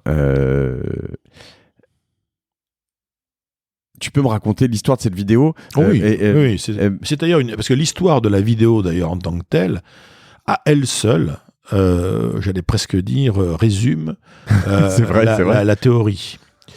Moi, à l'époque, donc on est en 2006, et je suis le directeur d'un grand programme de l'ESCP qui est l'exécutive MBA, programme international. C'est vraiment le porte-drapeau de l'école. Bon. Et à l'époque, donc 2006, des étudiants, des grands étudiants, parce que en executive MBA, c'est entre 30 et 45 ans quand même, donc des participants, on devrait dire, viennent me voir et me disent, écoute Philippe, il y a un nouveau truc dont on parle en ce moment, c'est les blogs. On voudrait créer un blog, mais le service informatique peut nous aider à créer ce blog, mais on a besoin d'images libres de droit pour monter la maquette. Est-ce qu'on peut demander au prof? Je dis, allez-y. Ils demandent au prof, et puis à l'époque, ça ne réagit pas plus que ça. Bon, ils reviennent vers moi. Ils disent, écoute, là, il y a un peu une urgence, est-ce qu'on peut venir... À la limite, tu fais n'importe quoi, tu t'assois derrière ton bureau, tu dis blablabla, mais il nous faut des images d'un prof, donc de quelqu'un qui nous parle de quelque chose. Je dis, écoutez, venez dans mon bureau, on se donne rendez-vous. Je me souviens très très bien de ça, c'était un vendredi, tu vois, c'est très important, c'est un vendredi à 4h. Avant le week-end, quoi. Le vendredi à 4h arrive, personne. Mais moi, j'avais un dîner ce soir-là. Et j'ai dit, là, on attend. Et ils arrivent la bouche en cœur avec leur caméra et tout, dans mon bureau, mais il est 6h, 6h30. Je dis, écoutez, vous rigolez ou quoi? Bon. Je dis, en plus, je sais même pas de quoi il faut que je parle. Il dit, mais écoute, Philippe, ça n'a aucune importance, tu parles de ce que tu veux. Bon, et j'ai sur mon bureau, parce que je dois écrire pendant le week-end, un article pour un magazine qui s'appelle Les Courriers Cadres, qui est un magazine qui existe encore, de l'APEC, et je dois écrire un article sur est-ce que la chance a un impact quand on cherche un travail. Bon, tu vois, bon. Et donc, j'ai des notes. Donc, je dis, écoutez, les amis, moi, je suis en retard, vous aussi, donc là, vous mettez votre caméra, je m'assois, caméra fixe, on fait une prise, moins de 5 minutes parce que et puis c'est bon. Oui, il n'y a aucun enjeu si tu veux, donc tu vois, on y va. On filme, j'ai mes notes sous les yeux, je les regarde rapidement et je fais une impro en 5 minutes, mais chrono, sur le truc, la réussite d'une question de chance, etc. Et fini, mis en boîte, et on n'en parle plus. Terminé, ça s'arrête là. 2 ans après, ils me rappellent et ils me disent, tu sais, bon, le blog qu'on avait créé, personne n'y va, ça fonctionne pas, on va le fermer. En revanche, il nous reste tes images, qu'est-ce qu'on en fait? Je leur dis, vous me faites un petit fichier MP4 et vous me l'envoyez, quoi, enfin un truc sympa. Il me dit, mais si tu veux, on sait que toi, t'es pas très techno, mais nous, on s'en occupe. Tu sais qu'il y a des sites maintenant de partage de vidéos un peu partout sur le net, Dailymotion, YouTube, etc. Si ça te dit, on le met dessus. Oh, je dis, écoutez, oubliez pas de dire que c'est ESCP, quand même, ça fera de la pub à l'école. Mettez-le, c'est toujours sympa. Et ils mettent cette vidéo sur la chance, cette petite vidéo que d'ailleurs tout le monde peut aller la voir. Oui, je mettrai le lien aussi. Elle est un peu verdâtre. C'est old school. Techniquement, c'est complètement old school. Mais, et c'est là, ce jour-là, à cet instant précis, parce que j'avais pas de pression, parce que j'étais habité par le sujet, je m'apprêtais à écrire un article que j'ai écrit d'ailleurs après, ainsi de suite. J'étais, si tu veux, aligné avec, et ça je le savais pas, mais avec aussi ce que tout un tas de gens attendaient. Et j'ai dit, cette vidéo a eu un caractère viral invraisemblable. Ça, il y a eu des millions de vues, et on continue à la voir, des gens continuent à la voir régulièrement. Et Dieu sait que des vidéos sur ce sujet, j'en ai fait d'autres après, avec, tu vois, de la HD, des incrustations de texte, je l'ai fait beaucoup sur scène, donc il y a plein de vidéos de moi parlant de la chance. Mais la vidéo 0, c'est celle-là. C'est la première, et il faut savoir, c'est pour la petite histoire, que c'est parce qu'il y a eu cette vidéo que j'ai derrière, à un moment, donc c'était 2 ans, 3 ans après, 4 ans après. C'est pour ça que les gars qui créent la Ligue des Optimistes m'ont contacté. C'était pas pour l'optimisme, c'était ça. C'est pour ça que t'es là aussi. C'est pour ça aussi. que j'ai fait de la radio. Ouais. Et donc, pour être tout à fait clair, d'ailleurs, j'en parlais avec mes enfants, tu vois, pas plus tard qu'hier. Aujourd'hui, là, à l'heure où on se parle, 99% de la totalité de mes activités est une suite, directe ou indirecte, de cette vidéo, en termes d'activité, chiffre d'affaires, notoriété, etc. Et souvent, je dis à mes étudiants, je dis, vous imaginez que ce jour-là, j'avais cours. J'étais fatigué. J'avais une gastro. J'étais pas bien. Et je leur dis, non, désolé, moi je peux pas, mais vous allez en trouver un autre. Ce jour-là, je dirais, si je ne fais pas cette vidéo, ma vie part dans une autre direction. Mais bien évidemment, je le saurai jamais. Et donc c'est ça qu'on doit toujours se dire, c'est ce qui doit nous rendre optimistes, c'est le nombre de mines d'or, de mines de diamants qu'on a raté à un moment ou à un autre en prenant pas la direction. Ça devrait nous... Mais en fait non, c'est génial, parce que ça veut dire que les mines d'or, sous d'autres formes, elles vont continuer à apparaître en permanence. La seule chose que les mines d'or demandent, c'est un minimum d'attention. C'est-à-dire...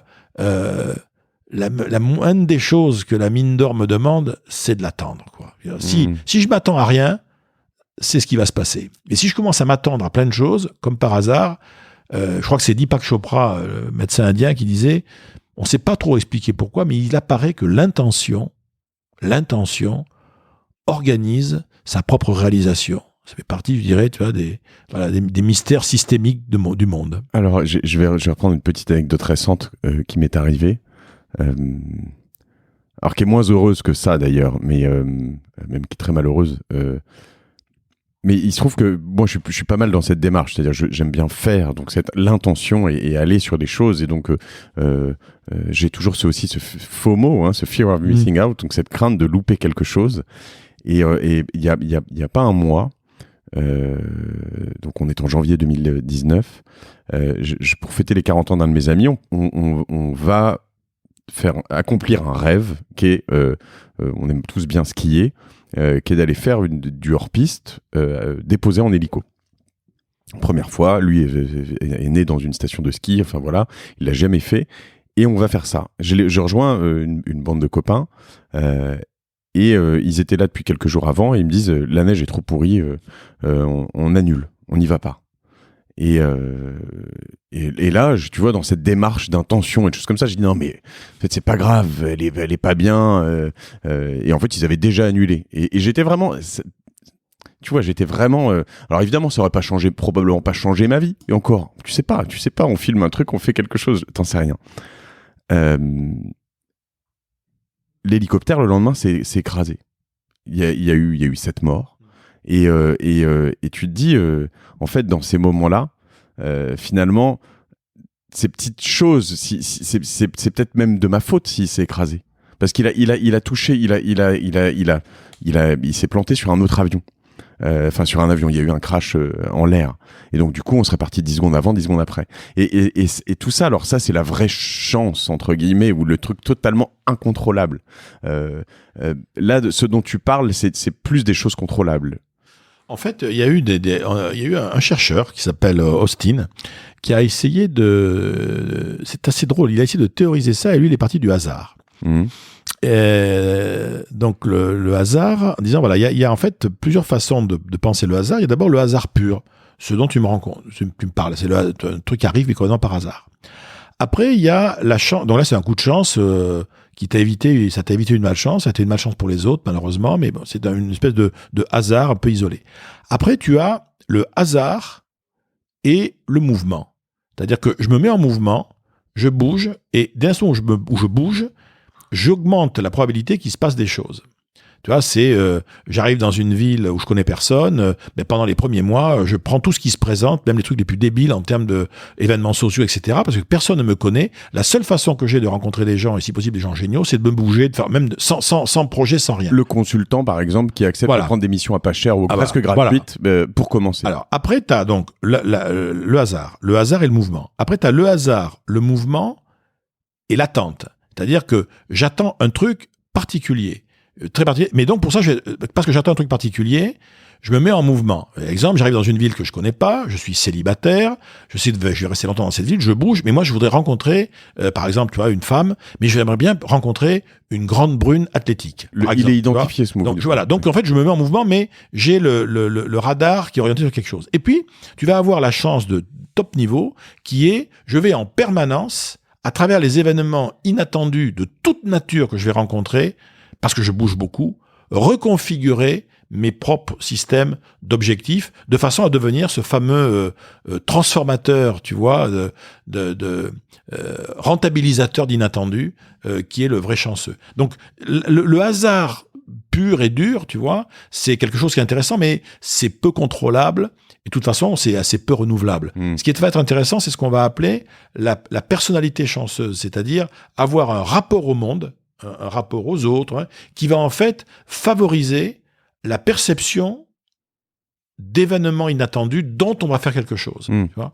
Donc c'est ce qu'on appelle en fait la chance, c'est effectivement un peu une espèce de personnalité, de trait de caractère, dans lequel je suis quelqu'un qui va s'ajuster, en tout cas être en mode permanence d'ajustement à des circonstances inattendues, sachant que pour un grand nombre d'entre elles, il ne se passera rien, mais pour d'autres, peut-être, c'est peut-être la chance de ma vie. Plus tu multiplies, c'est l'histoire de ce podcast, hein, plus tu multiplies les choses, plus je faisais les comptes récemment, je voyais qu'en 2 mois, j'avais fait autant d'écoutes qu'en 2 ans.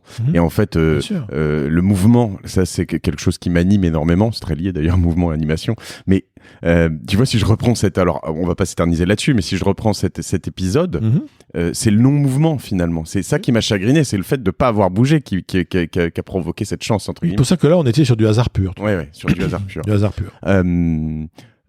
Pour rester 2 minutes sur la chance, et puis après je vais te laisser vaquer à tes occupations.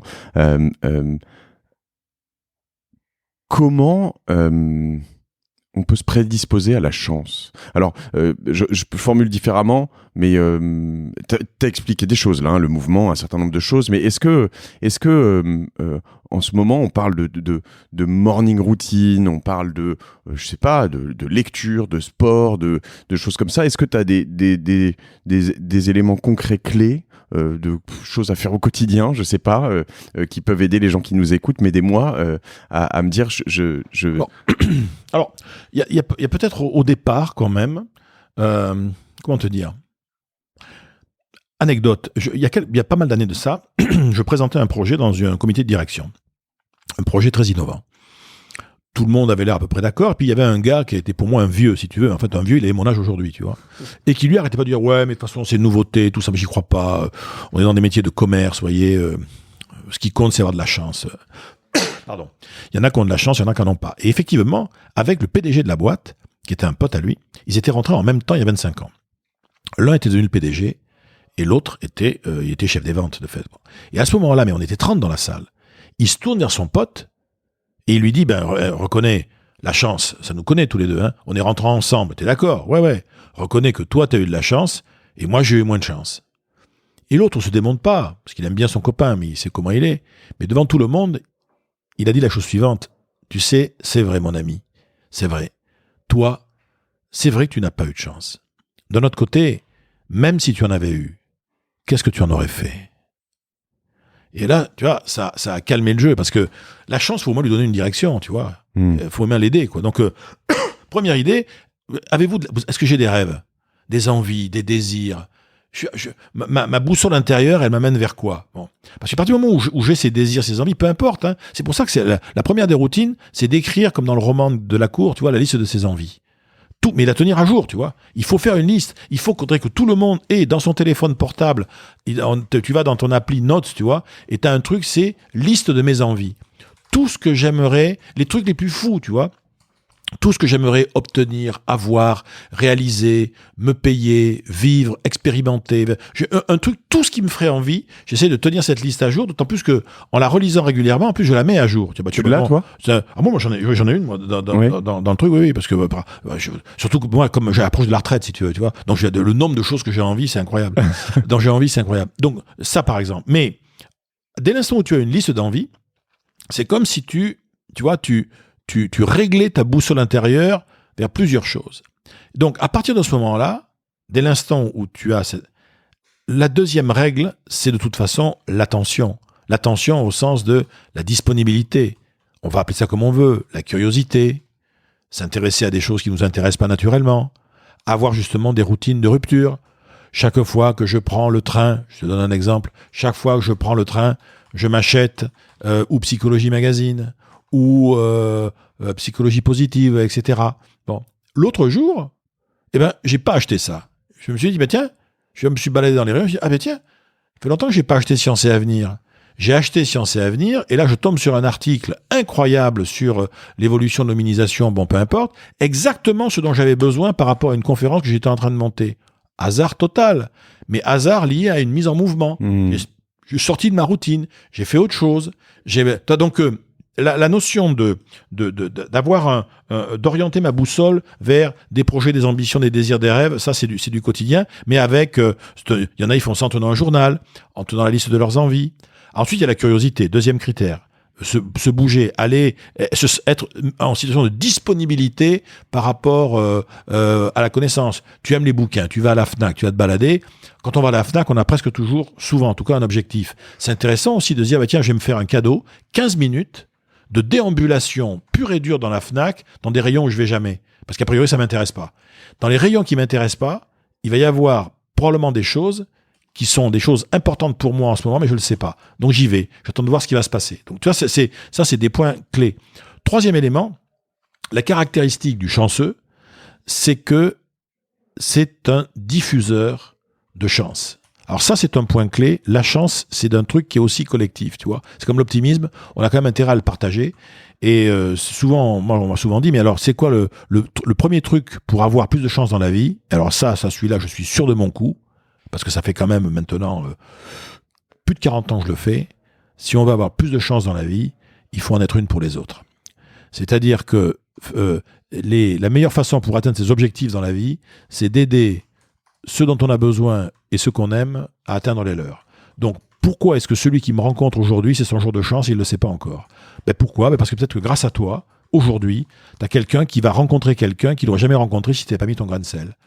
Peut-être que grâce à toi, quelqu'un va lire un article parce que tu l'as envoyé, tu vois, tu as trouvé ça sur le net, tu envoies à un pote un article, tu dis, écoute, je crois que tu t'intéresses à ce sujet en ce moment, tu devrais jeter un coup d'œil là-dessus. Et tout d'un coup, ton pote, il découvre dans cet article exactement l'info dont il avait besoin. Donc, tu vois, être un pourvoyeur d'inattendus positifs pour les autres, ça crée en fait tout un tas de graines qui vont générer, mais c'est mécanique, hein, c'est pas moral, c'est technique.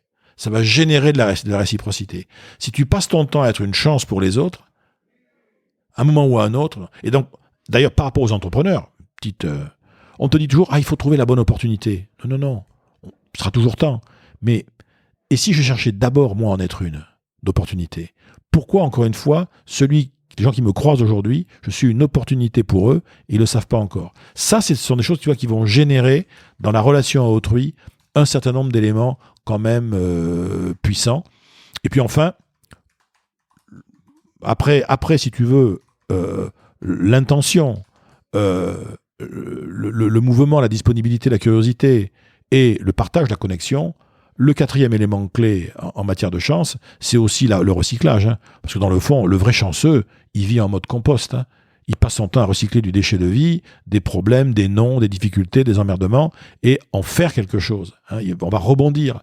Grâce à cet échec, grâce à cette difficulté, je vais rencontrer des gens que j'aurais jamais rencontrés. Je vais aller m'intéresser à des sujets qui ne m'intéressaient pas jusqu'à présent, et ainsi de suite, tu vois. Et puis une fois qu'on en sera là, il faut juste être prêt à passer à l'acte, sauter le pas. C'est-à-dire qu'il n'y a rien de pire que la pire des malchances, tu vois, c'est la chance qu'on a laissé passer. Quoi. Ça, c'est terrible. Donc, sentir quand on est dans ce que les Grecs appelaient le kairos, c'est-à-dire c'est l'instant favorable, c'est maintenant ou jamais. à cet instant précis, on sent souvent ça, tu vois, quand on est face à un investisseur, quand on négocie un contrat en vente, dans une relation amoureuse aussi, surtout au début, tu vois, tu sens que c'est, voilà, le moment est là, l'heure est venue, et ne pas laisser passer sa chance, c'est en fait ne pas laisser passer le moment où les planètes sont en alignement et où il va falloir prendre enfin le risque de passer à l'action, tu vois. Je reviens sur 2 points sur tout ça, c'est passionnant. Je te remercie vraiment pour ces 4 points et qui sont très très concrets, ce que je cherchais vraiment à voir. Il y a un point qui est intéressant, notamment sur donc j'ai vraiment adoré ce, si on veut avoir plus de chance dans la vie, il faut en être une pour les autres. Mais il y a ce côté de donner, en fait. Alors, ce qui est intéressant, c'est que on donne et à la fois on n'attend pas forcément le retour. Mais jamais. On attend, voilà. Mais jamais. C'est autre chose. Mais on peut donner. On peut donner en attendant un retour. Hein. Je dirais, c'est le networking, c'est ce qu'en Chine on appelle le guanxi. Il n'y a aucun souci avec ça. Mais c'est autre chose. Tu vois, c'est une pratique sociale. Très bien. Je suis énormément dans cette approche. Et même si c'est difficile en ce moment pour moi de donner au-delà de manière individuelle, au-delà de ce podcast, parce que j'ai beaucoup de points de contact avec des gens qui m'écrivent et que du coup j'essaye de donner plutôt, quand j'ai beaucoup de personnes qui m'écrivent sur le même sujet, d'écrire un post pour dire voilà ce que j'en pense. Mais typiquement, donc je m'inscris vraiment dans cette démarche. Depuis que je suis entrepreneur et depuis le début, passer du temps à faire des choses pour d'autres en me disant, ou pas, mais je pense que dans l'ensemble, ça te revient en boomerang. Et récemment, tu vois, il y a quand même une nature humaine. J'ai bossé cet hiver sur tout un pitch. De temps en temps, ces podcasts sont sponsorisés par des marques que je vais choisir parce que je veux pas que ce soit n'importe qui et je veux que ce soit intéressant pour les gens qui écoutent. Et comme c'est nouveau, et pour moi et pour le marché, j'ai quand même pas mal bossé sur une présentation. Et puis je l'ai envoyé pour tester à quelques personnes. Et en fait, je me rends compte que la présentation est bien, mais elle parle pas suffisamment aux gens parce que les gens connaissent pas bien le podcast. Et là, je me dis, en fait, ce que je devrais faire, c'est partager cette présentation à tous mes amis podcasteurs et la donner, parce qu'en fait, ensemble, on va éduquer le marché. Et qu'elle est vraiment bien, et qu'en plus, j'ai eu 2-3 personnes qui m'ont aidé à bosser dessus chez Cosa Vostra, donc elle est belle, tout est bien fait, etc. Mais il y a quand même ce truc intérieur qui dit attends mais merde j'ai bossé quoi pour ce machin et je vais en faire profiter tout le monde. Tu vois c'est pas toujours si simple en fait et c'est comme le partage de ton idée d'entrepreneur. Tout le monde me dit je veux pas la partager, on va me la piquer, on va machin. Et en fait je pense que c'est toujours très vertueux. Oui mais et ça peut être le cas. C'est-à-dire on va peut-être pas le faire pour tout. Simplement je pense qu'il y a certains dès l'instant si tu veux où tu vas partager ou donner certaines choses. Tu vas donner certaines choses sans demande de contrepartie, c'est pour une raison très technique. C'est que ne pas demander de contrepartie est la seule façon de favoriser l'émergence de réciprocité inattendue. Voilà. Alors après, derrière, c'est pas parce que on peut être en... Il y a un mode, à un moment donné, de fonctionnement, mais peut-être pas pour tout, tu vois, mais grosso modo... Au bout d'un moment, enfin, mais là c'est peut-être c'est un problème d'âge si tu veux. C'est que moi je te dis ça à 61 ans bientôt. Est-ce que je t'aurais dit ça quand j'en avais 35 ou 40, je sais pas. Mais moi aujourd'hui à l'heure où je te parle, et Dieu sait que j'ai 12 000 projets, mais j'ai vraiment l'intime conviction que tout ce qui n'est pas donné est perdu. J'en suis totalement convaincu. Mais parce qu'en plus, moi, je recrée des trucs en permanence, donc j'ai pas de souci avec ça. En revanche, c'est vrai que ça veut dire quoi, tout ce qui n'est pas donné est perdu? Ce qui est vendu... moi, par exemple, tu vois, j'ai aucune propriété, je n'ai jamais rien déposé en termes de propriété intellectuelle. La quasi-totalité des modèles que j'ai développés, d'autres les ont utilisés. Je dirais, ils le font avec ma bénédiction. Je m'en fous complètement. Je n'ai pas de... Et quand j'ai commencé à travailler sur l'optimisme, j'étais le seul. Maintenant, il y en a tout un tas d'autres qui travaillent dessus. J'ai un certain nombre de choses comme ça qui se baladent chez les uns et chez les autres. Ça ne me pose... Je dirais, ça ne me fait rien. Je suis pas... Tu vois, j'ai pas de... C'est sympa de te mentionner quand ils le font. Voilà. Mais en revanche, je suis le premier à dire à quelqu'un qui a une idée de bouquin, etc., quelqu'un, je dirais, pour qui l'idée, si tu veux, n'est pas aboutie. Moi, dans le fond, qu'on me pique des choses qui sont abouties, pour moi, c'est du passé, c'est mort, quoi. En revanche, ce qui est vrai, là où c'est agaçant, c'est soit tu donnes, et moi je donne très souvent à des gens des idées d'innovation, mais je leur donne à eux. En revanche, imagine que je sois responsable d'une activité où je dois inventer un nouveau concept, je vais pas m'amuser, ça serait invraisemblable d'aller mettre ce concept qui va me permettre de faire vivre après toute une équipe autour de moi, de le mettre sur la place publique pour des concurrents. Là, ça serait aberrant. Mais ça n'a pas la même, ça a pas la même valeur. Si tu veux. Moi, je peux donner des idées de business à des gens, mais comme moi, je suis pas en quête de business à lancer, je leur donne l'idée et puis je dirais qu'elle vive sa vie et qu'ils soient heureux. Ou bien je peux donner des choses qui sont élaborées. C'est élaboré, ça a fait sa vie, maintenant ils en font ce qu'ils veulent. Tu vois, moi, là, c'est vraiment, il n'y a pas de règle, tu vois, parce qu'on n'est pas dans la morale. On n'est pas dans la morale. On est dans le discernement. Si je dois venir sur tes routines ou est-ce que tu as des bouquins recommandés, par exemple, qu'il faut absolument avoir lus dans tous ces univers ou dans d'autres d'ailleurs, hein, mais je sais pas s'il y en a qui te viennent en tête comme ça. Qu'est-ce qui... Tu sais, alors là, c'est vrai qu'il y a quand même beaucoup de choses. Alors, sur la chance, il y a un livre qui était très intéressant sur la chance, qu'on trouve, qui aujourd'hui on trouve en poche. C'était un collègue anglais qui avait une approche, on avait une approche un peu similaire, mais bon, c'est un autre regard intéressant. Il s'appelle Richard Wiseman, l'homme sage, tu vois, Wiseman. Donc en anglais, c'était The Luck Factor, et ça a été traduit en français par... Alors je pense que c'est chez Marabout que c'est sorti en français. C'était comment...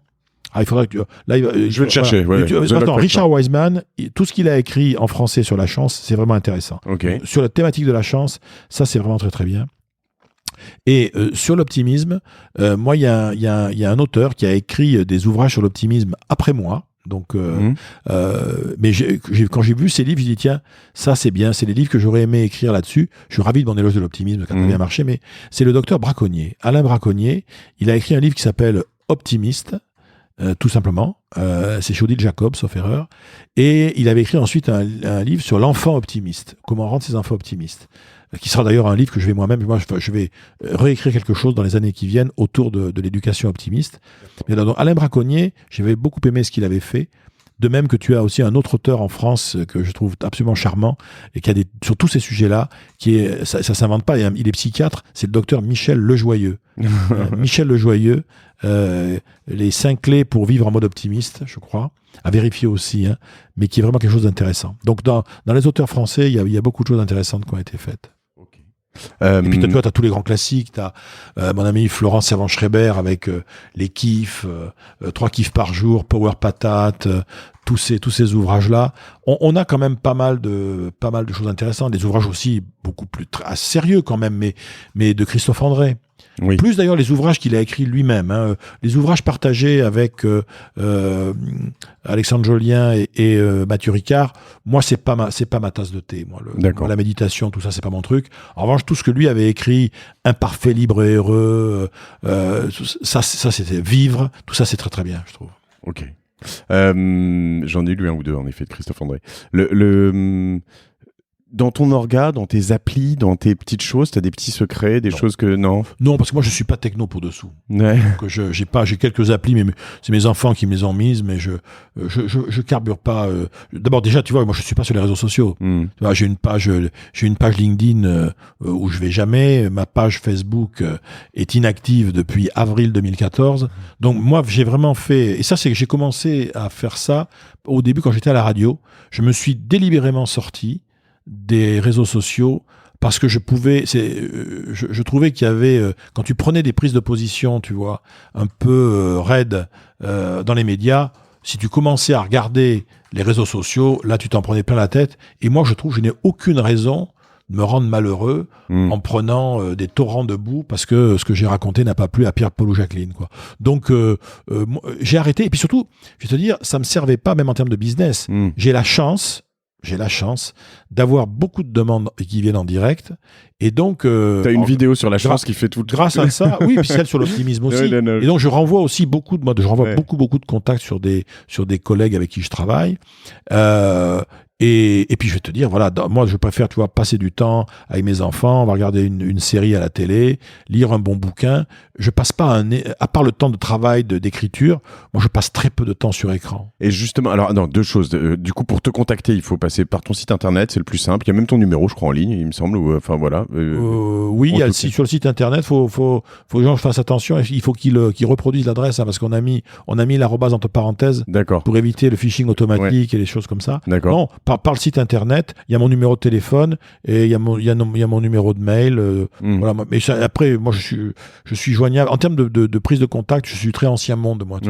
Ancien monde des vieilles économies. Voilà. Mais ça me va bien. Vous pouvez passer par moi aussi, si vous voulez. Je ferai les intros. Je fais ça souvent avec différents invités. Vous trouverez tout sur gdiy.fr, le site. Et le site philippegabiller.com, il est vraiment. Enfin, je trouve qu'il est tout ce qu'il faut avoir comme info sur moi est dessus. Sur le site philippegabiller.com, il y a des vidéos, il y a des podcasts, il y a des articles qui sont parus. Voilà, tu vois, il y a beaucoup de choses, donc on peut y aller. On trouve beaucoup de matière aussi dedans. J'ai bien trouvé ça, en effet. Et peut-être j'espère qu'on trouvera ce podcast bien sûr, je te donnerai le lien. Ça sera en bonne place. Et j'avais une dernière question sur le. Si tu avais l'occasion de retrouver Philippe à Bordeaux quand il finit ses études, avant que tu partes dans ce cabinet de conseil, faire du conseil, et que tu pouvais te glisser un petit mot à l'oreille à ce moment-là, qu'est-ce que tu te dirais? Je pense que je me dirais, écoute, ça va mettre un peu de temps, mais tu vas vraiment arriver à faire ce que tu as envie de faire. Parce que quand j'ai quitté Bordeaux, j'ai aussi quitté Bordeaux, si tu veux, parce que ma carrière universitaire était à l'époque un peu coincée, parce que moi j'étais en sciences politiques, en fait, comme matière, et à l'époque, il fallait être à la fois docteur et agrégé. Et moi, je pouvais pas, je venais de me marier, tu vois, c'était pas possible. Et donc, j'ai cru à un moment que ma carrière universitaire était derrière moi. Et en fait, non. Il s'est passé 10 ans, 10-11 ans. Et au bout de 10-11 ans, j'ai recroisé le chemin d'une autre structure académique qui était ESCP Europe, en l'occurrence, et c'est reparti. Et manifestement, dès l'instant où c'est reparti, je me suis rendu compte que l'interruption de 10-11 ans, on va dire 13 ans. J'ai passé 13 ans en entreprise, entre ma première expérience universitaire. Mais dans le fond, pendant ces 13 ans, j'avais appris des tas de choses et qui font que j'ai développé beaucoup plus de choses à l'ESCP, dans les matières qui me passionnent aujourd'hui, que je n'aurais probablement fait à l'époque. Donc j'aurais dit, attention, j'aurais donné en fait ce vieux proverbe africain qui est, souviens-toi que aussitôt que tu te sois levé, le chemin t'a quand même précédé. Voilà. Donc, des choses formidables t'attendent. Mais reste toujours attentif à ce qui pourrait se passer. Tout ce qui pourrait se passer, toutes tes ressources, quoi. Toutes tes ressources. Je te remercie franchement et très sincèrement merci infiniment de ce temps que tu m'accordes. Moi, j'ai passé un excellent moment à discuter, à échanger avec toi. Moi aussi. Alors, je rappelle à tout le monde et à tous ceux qui ont des boîtes ou entre autres dans tes métiers, tu es conférencier et que tu peux accompagner des entreprises dans des conférences. Moi, je suis surtout conférencier. On peut m'appeler en direct. Toutes les agences de conférenciers de la place ont mes coordonnées, mais on peut m'appeler en direct. Ça coûtera moins cher. Voilà. C'est ça, exactement. Et puis après, donc voilà, on a dit où vous pourrez contacter Philippe. Et je pense que vous le regretterez pas. En tout cas, si vous êtes là encore, j'imagine que vous le savez. Si vous êtes là encore aussi, je le dis à chaque fin d'épisode, n'hésitez pas à noter sur iTunes.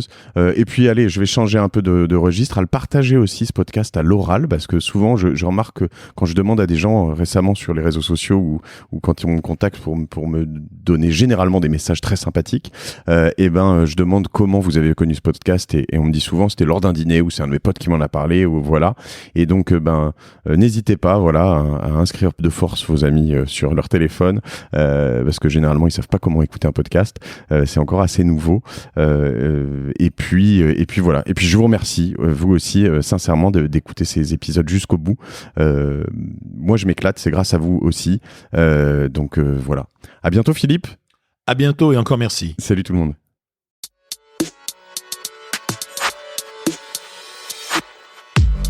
Bravo, vous avez écouté cet épisode de Génération Do It Yourself jusqu'au bout.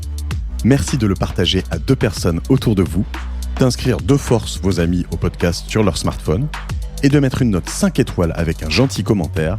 Ça m'aide énormément pour ressortir dans les classements. Aussi, si vous me laissez votre email sur gdiy.fr, je vous enverrai l'épisode de la semaine ainsi que 2-3 bons plans. Pour finir, n'oubliez pas que si vous avez des besoins en accompagnement digital, toute l'équipe de Cosa Vostra va vous bichonner comme il se doit si vous nous écrivez sur contact@cosavostra.com.